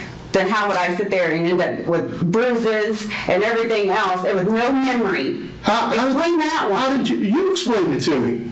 I can't. You guys had rough sex the Saturday night beforehand, and you get bruises all the time. People tell me that you go down the stairs periodically in your alcoholic blackouts. What do you mean go down the stairs? You fall. I do not sit there and fall everywhere. And if I fell on you, tell me that he hits you then, because up until now, you never said anything about that. One lawyer. That's fine. Gunshot residue tests revealed the highest possible detection level, 10 particles on both of Holli's hands and in her eyebrows. DNA matching Holli Osborn was also found on the trigger and grip of the murder weapon. Throughout questioning, Holli displayed a troubling pattern, selective memory lapses that conveniently aligned with incriminating details. When the pressure became too much, she abruptly asked for a lawyer. Was it genuine memory loss or a carefully crafted performance to avoid the truth? Despite intense questioning, detectives ended their interview with Holli Osborn without a confession. However, the investigation was far from over. After a 9-month probe, a grand jury indicted Holli on 2 counts of murder, each involving carrying a firearm. She was arrested in 2019, released on bond within 2 months, and placed under house arrest until trial. That trial began in September 2022. Prosecutors claimed Holli shot her husband while he slept, driven by jealousy, resentment, and a collapsing marriage. Forensic evidence backed their case: gunshot residue on her hands and eyebrows, her DNA on the weapon, and reports of extreme intoxication that morning. The defense argued there was no direct proof she pulled the trigger. They pointed to potential contamination, mishandled evidence, and alternative leads that were never fully explored. During deliberations, a juror was replaced, restarting the process. But on October 6, 2022, the jury found Holli Osborn guilty on all counts. She was sentenced to 18 years to life in prison and remains in custody today. It looks like somebody took him to this spot, and it's not far from your house, and dumped him there on the side of the road. Now we need to figure out what happened. What we have to do right now at this point is identify the person that was found. You don't want to look at him? No. Okay.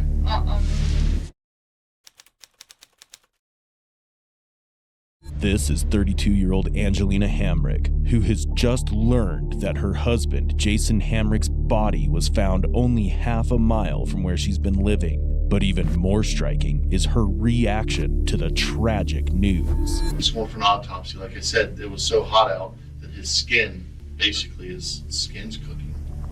And there are bugs and stuff like that are there, so. At first, Angelina appeared to be an innocent and frightened wife, but it was all part of the script she wanted to follow.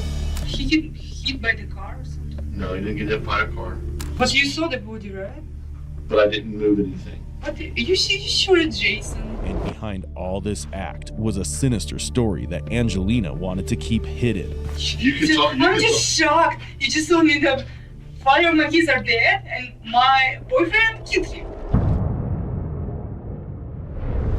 Jason's body was found in the Tate Township area in Ohio by a passerby on June 30th, 2019. Shocked by the gruesome scene, the witness immediately called 911. 911, where is your emergency? There's a dead body laying at the end of our driveway. Oh my God. I'm sorry? Yes. It's laying in the ditch. It looks like somebody's tried to cover him up. It's a man. My wife just looked over and seen it. I'm sorry? Are you with him now?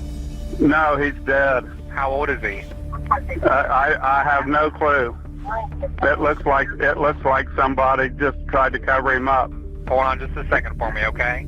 Jason's body had already begun to decompose, making identification challenging. Although the details of the investigation were initially unclear, authorities suspected it could be him. Given the proximity of the house where his wife, Angelina, was staying, officers brought her in for questioning. It is a little chilly in here, isn't it? So, I'm Sergeant Parker. I introduced myself to you at your residence. Detective Allen's going to be here with me. Obviously, you've had the deputies at your house all day today. We took a missing persons report for your husband, Jason. We need to clarify some things as far as when you last saw him. Do you remember what he was wearing or anything like that? Don't remember. I know that when we came home with the kids, he wasn't in the house. So okay. Last time I saw him in bathing suit. Okay, you last saw him in the bathing suit. What day would have been that you last saw him? Because today's Sunday. I said Saturday because we woke up. He wasn't in the house. There you go. Thank you so much. You're welcome. You said you think it was Saturday? Yeah, Saturday morning, but usually leaving for work and sometimes working on the weekend. Okay. I worked for him a long time ago on the weekend. I remember that. Okay. I had to go somewhere at 5 o'clock. Does he have any tattoos? No, none of I know. No tattoos, no. What about scars? Has he had any surgeries or anything? He had on his ear removing the mole. Okay. I don't know. Nothing else I can remember. Okay. I know I'm somewhat familiar with you and your husband had a pretty rough marriage. It wasn't rough. We've been living together for months now, and I've been there in the house. Everything was fine. How long have you been back in the house? Since but I'm sure it's about a month. About a month? The house Angelina mentions is the one near where Jason's body was found, a house that actually belonged to Jason himself. But I guess today the concern was that Jason was supposed to take the 3 kids to meet his. What he told me that I asked him because you have a clearing on a Monday, and I told him, do I need to find a sitter or what you gonna do with the kids for this time? He said he gonna take them in the evening on Sunday. So I didn't worry about it. So he told me he gonna take them there on Sunday evening, so I waited till Sunday for him to show up. And when he didn't show up in the morning, I asked kids, hey, where's your dad? Do you know? Like, call your grandma and ask her if she knows where he at. Okay. So is that his mom and dad that live in is that stepdad? Stepdad. Okay, Mr. Oliver, is that his name? Yeah. So Jason was supposed to take him there today, apparently. And when he didn't show up, Mr. Oliver called us and asked us to come out and make contact with Jason. Yes. And if today is Sunday, again, I know you made a report. You talked with Deputy Shepard, Corporal Cooper. They were at your house today. You said you believe you last saw him. When did you said you saw him at the pool? Friday. Friday. Do you remember around what time? We left at 9, so we've been swimming in the pool. And kid said, hey, let's go get a pizza. Okay, let's drive and get a pizza. So we went to the Little Caesars. You probably can pull their camera to see which Little Caesars did you go by to? the Kroger's. By the Kroger? Yeah. In Amelia? In Amelia. Okay, and that was Friday night? Friday night, yes. What did you guys order? Pepperoni, just large one pizza pepperoni. Okay, and did you pay with cash or did you pay with? This credit card. Credit card? My credit card. Okay, what vehicle did you guys drive? My vehicle, gray Ford.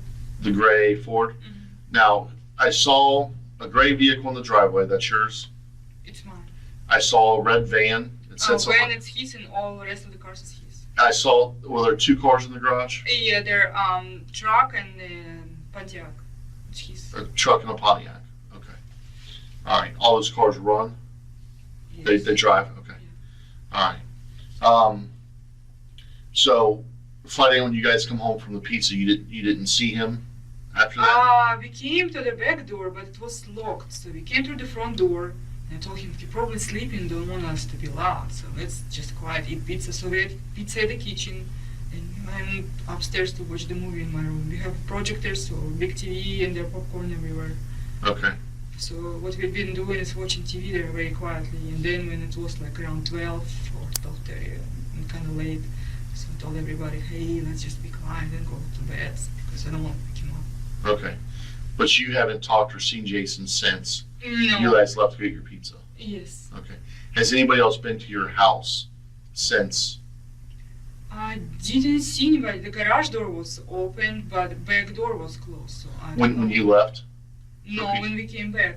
When you came back from eating pizza, the garage door was open? Yes, because I know for sure it was closed. Okay. So someone had to open the garage door while you were gone? He probably came to the car and opened it. I don't know. So, but it was kind of weird that he went to bed while garage door is open. It's strange. What I'm saying is that you know of, no one's been at your house. No visitors? None of I know of. Okay. Now I noticed when I was at your house, you guys have the Cameras. the cameras on the doorbell. How are those activated? Through his phone, something. What I'm saying is, do I have to ring the doorbell to start the camera? Yes. Or does it just start up with motion? Starting with the motion. With motion. And that's on his phone? Okay. That's not on your phone? No. I'm not supposed to legally stay in the house, but he let me in. I lost the job, so the only income I have is what he paid me. Okay. All right. It's clear she knows more than she's letting on. What stands out, however, is that she's the one who brings up how Jason continued to support her after their falling out. This may be a subtle attempt to paint herself as someone with no motive to harm him. But will this strategy actually work in her favor? Have you guys been getting along? Or you been fighting or? No fighting. Okay. Has he hit you before? 2 years ago, but didn't hit me anymore. Like when we staying in the house, no. Okay. Have you ever hit him? No. He would have fight back. Okay. All right. I know the deputies too asked you about if they could search your house and the cars for a gun. And I guess he was given a gun or issued a gun through his job as an Air Force recruiter? I'm not sure, really. I'm not sure. But he's not security force. He's a recruiter. A recruiter, okay. But they said he had a gun. He had a gun, yeah. I saw the gun in the house, and I told him to take it away because kids can easily take it. It didn't have any lock. When I saw it, didn't have a lock, so I told him to... You were concerned about the kids getting it? Yeah. Because my oldest son said, he said, I will go to Dad's room, get a gun, and go shoot. I was like, no. And I told him that he have to do something about it. And he, I think, put him in his trunk, on his car. So last first kids seen it. Did you ever see the gun? I saw the box. Okay. Big box, little box? Big box, but it was kind of locked. Okay. She first claimed the gun was never locked, which is why she feared her son might get into it. But now, she says she saw the box and it was locked. While this detail may not seem crucial to the case, these small inconsistencies can reveal a lot about the suspect's character. I saw it once, yeah. You saw the gun once? How big was the gun? I don't know. Like this? Like this?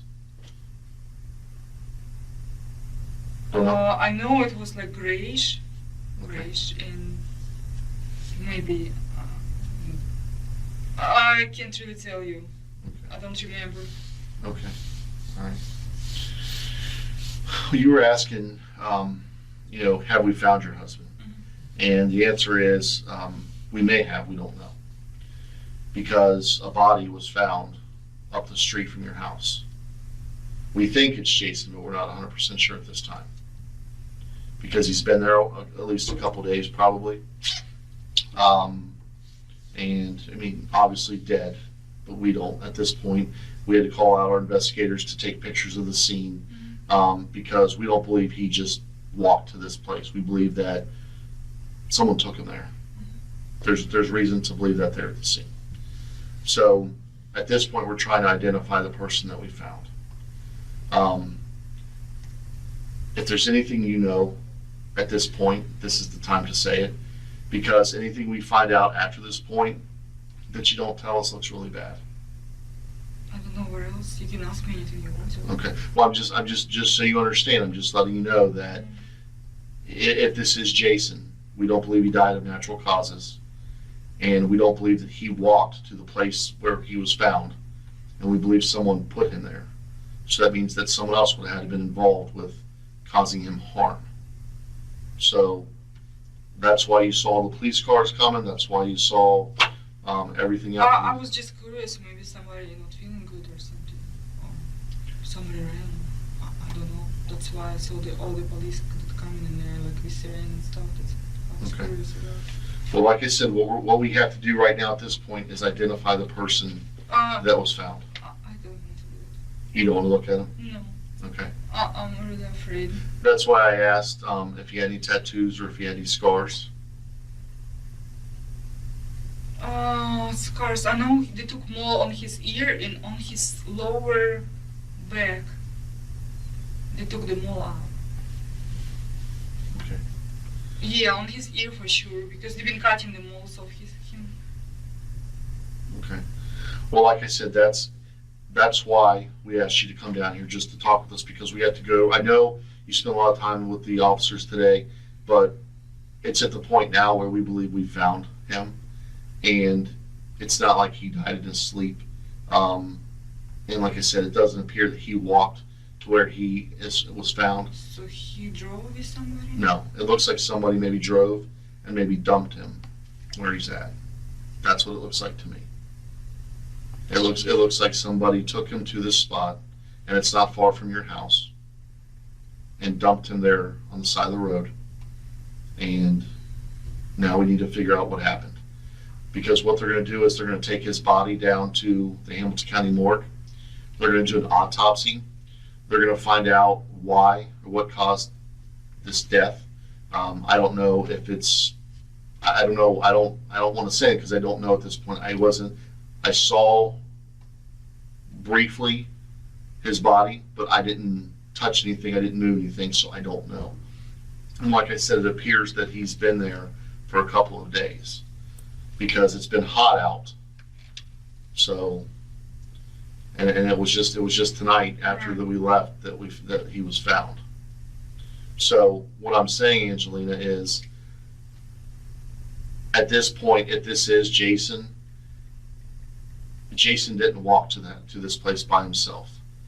If you know of anything we need to know about at this point, I need to know about it right now. If there was somebody that wanted to hurt Jason, if you know of somebody that he wanted to hurt me, I know for sure, but I don't know who would want to hurt him. Tell me why Jason wanted to hurt you. I found his messages. If you bring my phone number, I will show you because I've been picturing everything I found there. Okay. He was saying like antifreeze in my tea or something like this with his girlfriend.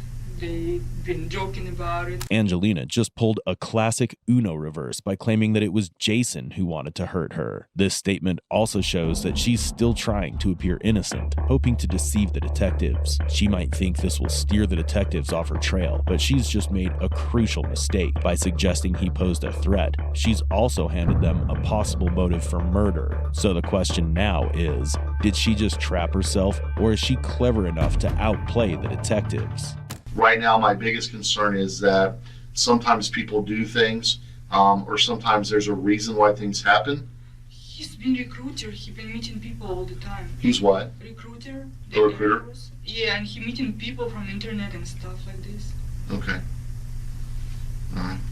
Is there anybody that you can think of that would be concerned? We didn't live together for 6 months. I don't know. Okay. These months we've been just avoiding each other, living in separate rooms. Okay. It's been even less, maybe 3 weeks, maybe months. I need to see the message when I texted him to tell you for sure.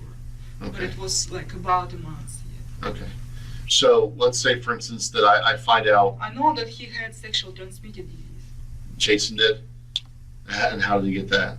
I saw messages with his mother that he told her that something going on with him, and she told him if it's chlamydia or gonorrhea, it can be found in the urine or stuff like that. Okay. All right. So he's been messing with somebody for sure. Let's say this. Let's say that this person that we found is Jason. Okay. Based on what you've told me, that means that someone could have come to your house and someone could have taken Jason away from your house and hurt him. We left for like hour, maybe hour and a half. I don't know. Hour and a half maximum, because it took us like 25 minutes to get to the pizza place, Sure. and then we went to the Meyer gas station. Meyer gas station? Meyer, yeah, because I'm on rewards program and I have 10 cents of the gallon, so that's why we drove to the Meyer, and then we went home. Yeah, we didn't go anywhere else. Okay. So right now, what we're trying to do right now is we're trying to identify the body that we found. You know, like I said, we believe it's Jason. Okay, you don't have to look at it. Just ask his mom to do it. I don't want to do it. We'll ask. I'm really afraid of blood and everything. Okay. You're afraid of blood? I'm afraid. Yeah, if I see it, I'm gonna pass out. Is there any reason why you think that if I showed you a picture of him that he would have blood on him? No, I don't know. But if you told me somebody dumped him, he probably, I don't know. Or you said somebody dumped him? That's what it looks like. I haven't seen what his injuries are or what made him die. I'm assuming it's a blood or something. Okay. How he got killed? Did he choked or what? That's what I'm saying. I don't know. That's what the detectives there are well, going. If it's bloody, I don't want to look at it. Well, if it's different, I will try to, but please don't show me anything. We can have someone look at the picture to identify him, but what I'm getting at is, what if this is Jason? Okay, if it's his body that we have found, based on what you're telling me, it's possible that someone came to your house and there was a confrontation or something happened at your house that led to him being killed or led to his death. So that means that there could be evidence in your house, is what I'm saying. So we may need to go to your house to look for evidence. I don't know. I'm just letting you know that that's what's going to happen. Okay. So. I probably know. Probably know what? I don't know who could want to kill him or anything. But if that's what's happened, you understand that our job is to find out who hurt him or who caused his death. You understand that, right? And that may mean that we may need to go to the house and we may need to look for evidence. Do you understand that? Okay. If Angelina really is the killer, she's playing her cards wisely. Her calm expressions may raise eyebrows, but claiming a fear of blood is a clever way to distance herself from suspicion, especially since Jason was murdered brutally, with plenty of blood at the scene. That fear works in her favor. But what if she is the murderer? That would make her a master manipulator, slipping up only by dumping the body too close to home. Or what if she never planned to get her hands dirty at all? What if she hired someone to kill Jason, so she'd never have to see the blood in the first place? There are still many questions lingering, and the answers will finally pour in. Because I want to be able to tell you whether or not the person we found, whether or not that's Jason.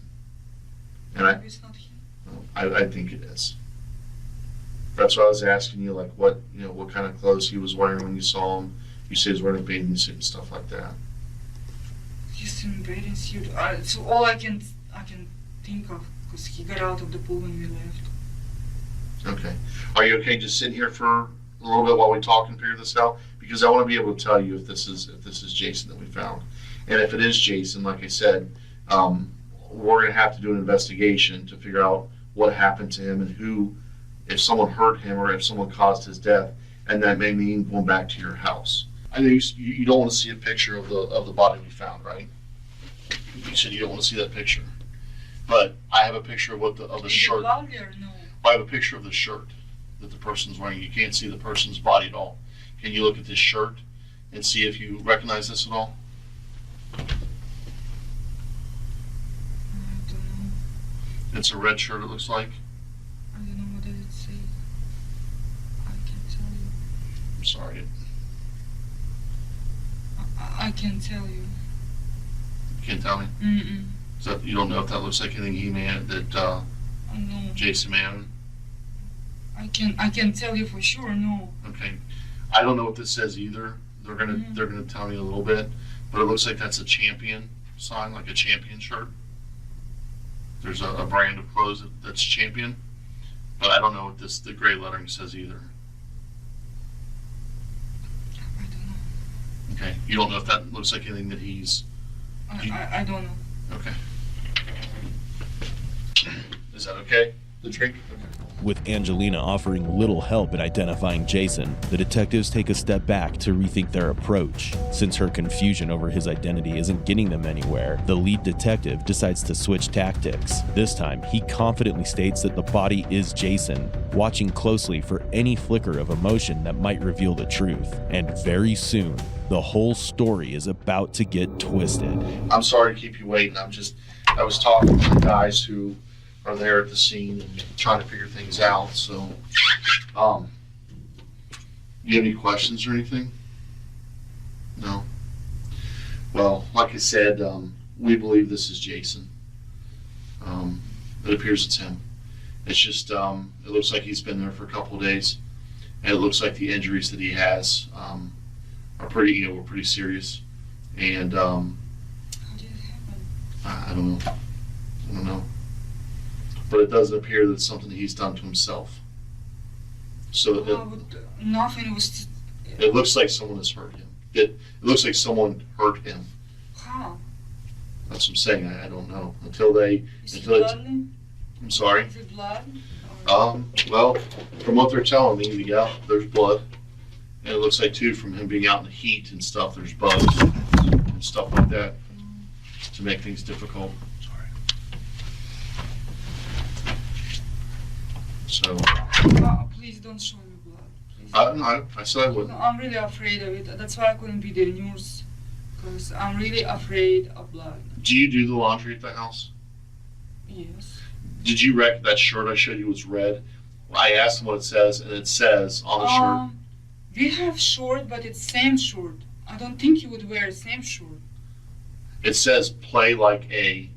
I can't tell you. We have reds. We don't have Bengals. We have reds. I can't tell you. Okay, but I couldn't tell what it said either on that shirt. But it looks like it's a red T-shirt, and it says "Play like a." I don't know. And then it has like the C for champion on it. I don't know. It's okay. We have reds for sure. Reds. Okay. So here's, and I just want to let you know how this is.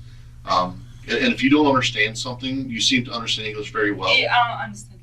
Very well. So if I say something you don't understand, ask me to repeat it and I'll explain it to you. I'll clear it up. We're treating this as a homicide. Do you know what a homicide is? Yeah, like somebody hurted him.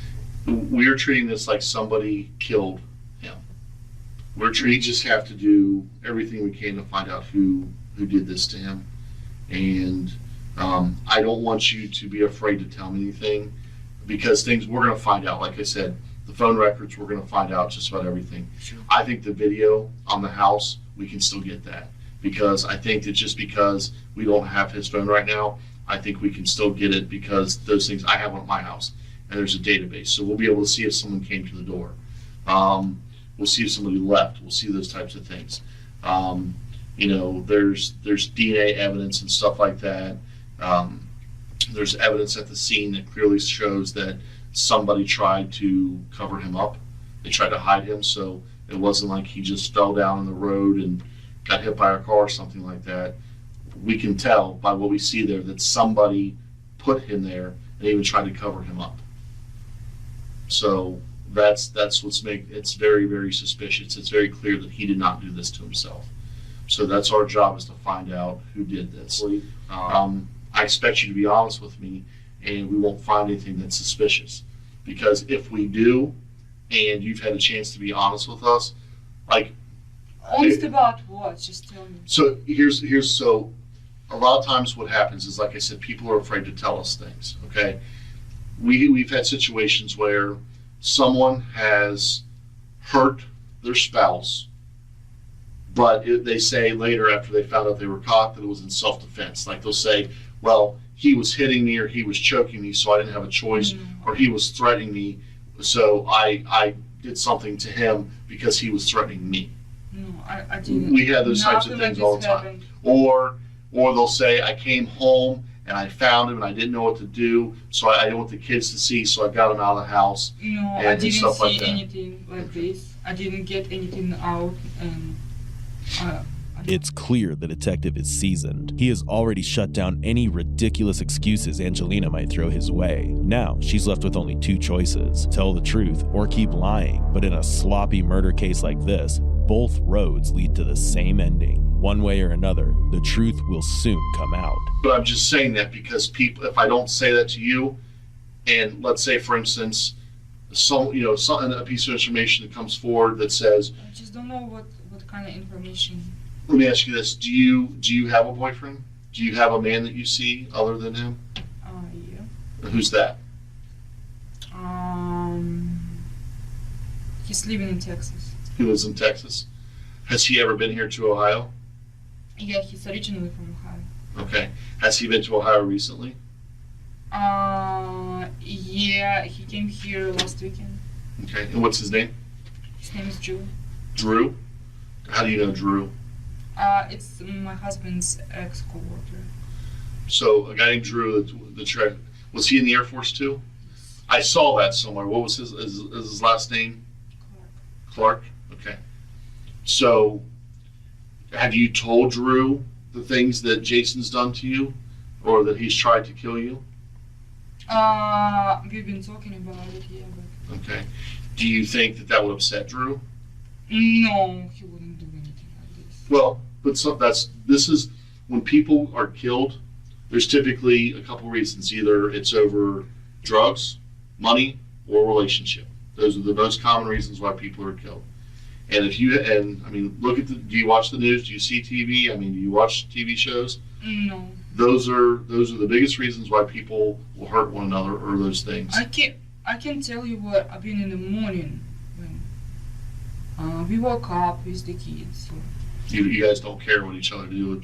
No, we're going through the divorce, and he let me stay there, and I'm grateful. So I'm just not bothered or something. Has Drew? Have you told Drew that Jason, you think, is trying to kill you? I showed him the messages, but he said he don't think he's gonna do that. So.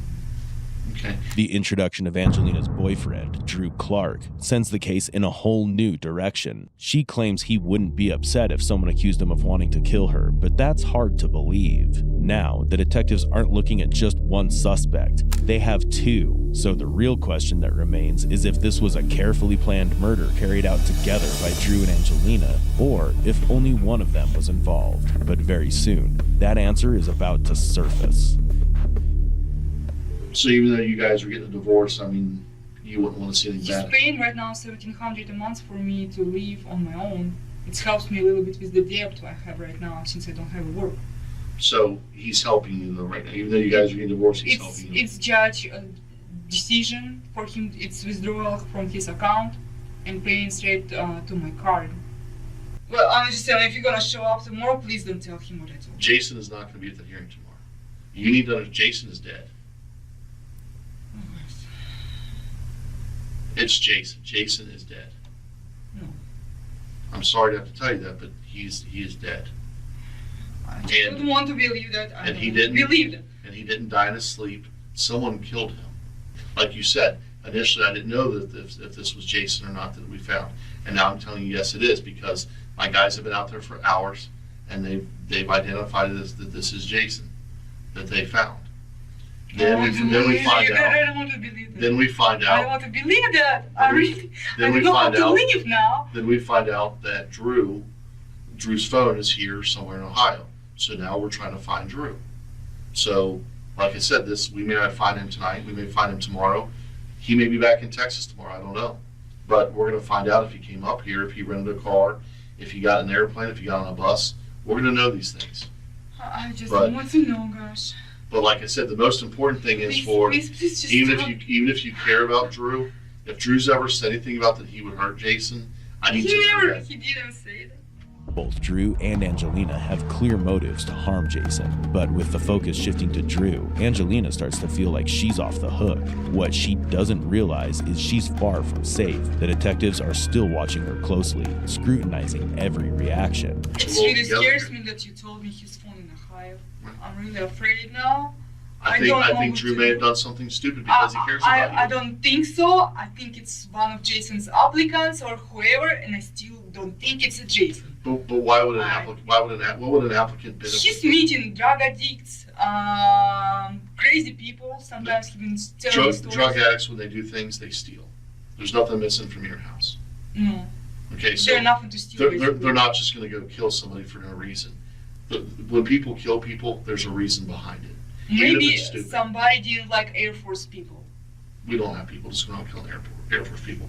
In fact, this type of thing, a murder, doesn't really ever happen. I saw this on TV. We've been watching together that some guy was shooting the military people and went to the Navy base. I think that's far-fetched. I think that there's the bigger picture here is that when someone gets killed the way that Jason did, someone has a reason to do that. And right now, the only person I can see that has a reason to want to kill Jason is Drew. I could be wrong. You're wrong. I could be. I'm not going to say I'm 100%. I think he's But been at work. those are the things. What happens if tomorrow I call and Drew wasn't at work on Friday like he was supposed to be? Or he's not there now and they don't know where he's at? What happens if we find Drew driving a car here in Ohio? Does that change your mind at all then? Does that then make you think that he could have done something? Because why else would he be here? You can talk. I'm just shocked. You just told me that 5 of my kids are dead and my boyfriend killed him. Possibly. Your boyfriend possibly killed him. And I just need to know from you if has Drew ever even said, I'm so mad I could kill him? No. Angelina's theories are wild, but her imagination isn't helping her case. It looks like she's trying to spin new theories just to make the case more complicated. Meanwhile, the detectives pointing fingers at Drew might just be bait, waiting to see if Angelina takes the easy way out and blames him. If she does, without knowing the full picture, it'll show she's quick to accuse, and that slip could shatter her calm image and push her closer to appearing guilty. But I'm saying that it's possible that Drew may have hurt Jason and killed him because he was doing something for you. I'm not saying you asked Drew to do it, but I think Drew may have done this because he thought that this was your way of getting away from Jason. Why would he do it? It's pretty obvious. If something happened to Jason, he would think on my boyfriend. Well, because he lives in Texas, maybe because he thinks there's that distance that he thinks that's it. But that's the thing. We'll be able to prove if he was in Texas or not. We'll be able to show whether or not he was here in Ohio. It's just a matter of, I can't do that right this second because it's like 2 o'clock in the morning and all that stuff will be figured out, when we can get a hold of businesses, call his Air Force base tomorrow and say, hey, was Drew here Friday, Saturday, or Sunday? Maybe he wasn't. Maybe he was. If he was there, then hey, we know he didn't do anything. But right now, his phone is saying he is here in Ohio right now.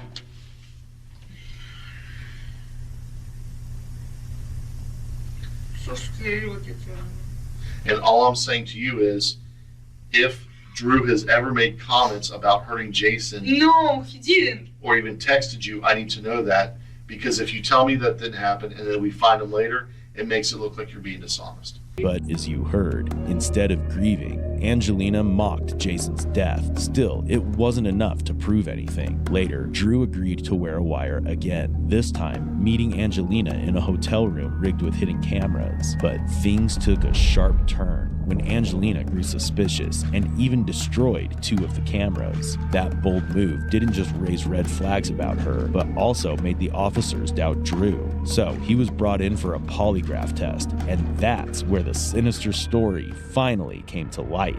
So why don't we start over? On Friday, after it happened, she called me. After what happened? After she shot him. Okay. She told me she shot him on the couch. That she needed me there to help her. She told me she was outside with the boys while she was talking to me. I could hear them in the background. They're swimming. When she first said she did it, I didn't believe her. And she kept getting more and more irritated at me for not believing her. So I guess when I believed her, I told her she needed to get rid of him. See, so once I believed her, told her she needed to put him in the van and take him somewhere far.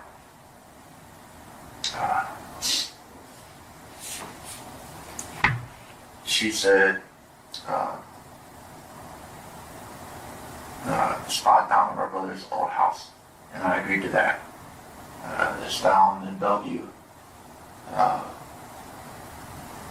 There's at the bottom of the street. There's like a VFW type of place, like a bar, a gravel parking lot, and then a park.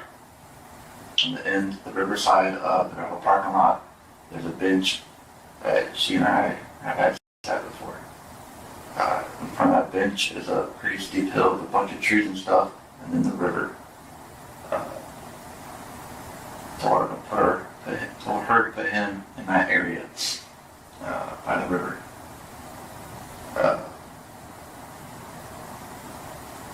How would she be able to do that? She couldn't. Drew eventually confessed to helping Angelina dispose of Jason's body and provided a full testimony against her. With that confession, he was officially charged with conspiracy to commit aggravated murder. However, in exchange for his cooperation and testimony, his charges were reduced to obstruction of justice, and he was sentenced to just 6 months in prison. And as for Angelina Hamrick, her story ended very differently. She was charged with aggravated murder and in April 2021 was convicted. Her sentence? Life in prison. These suspects thought they could get away by treating detectives like their therapists, but all along, it was the detectives controlling the narrative. For more chilling cases like these, subscribe to Real Crime Psychology.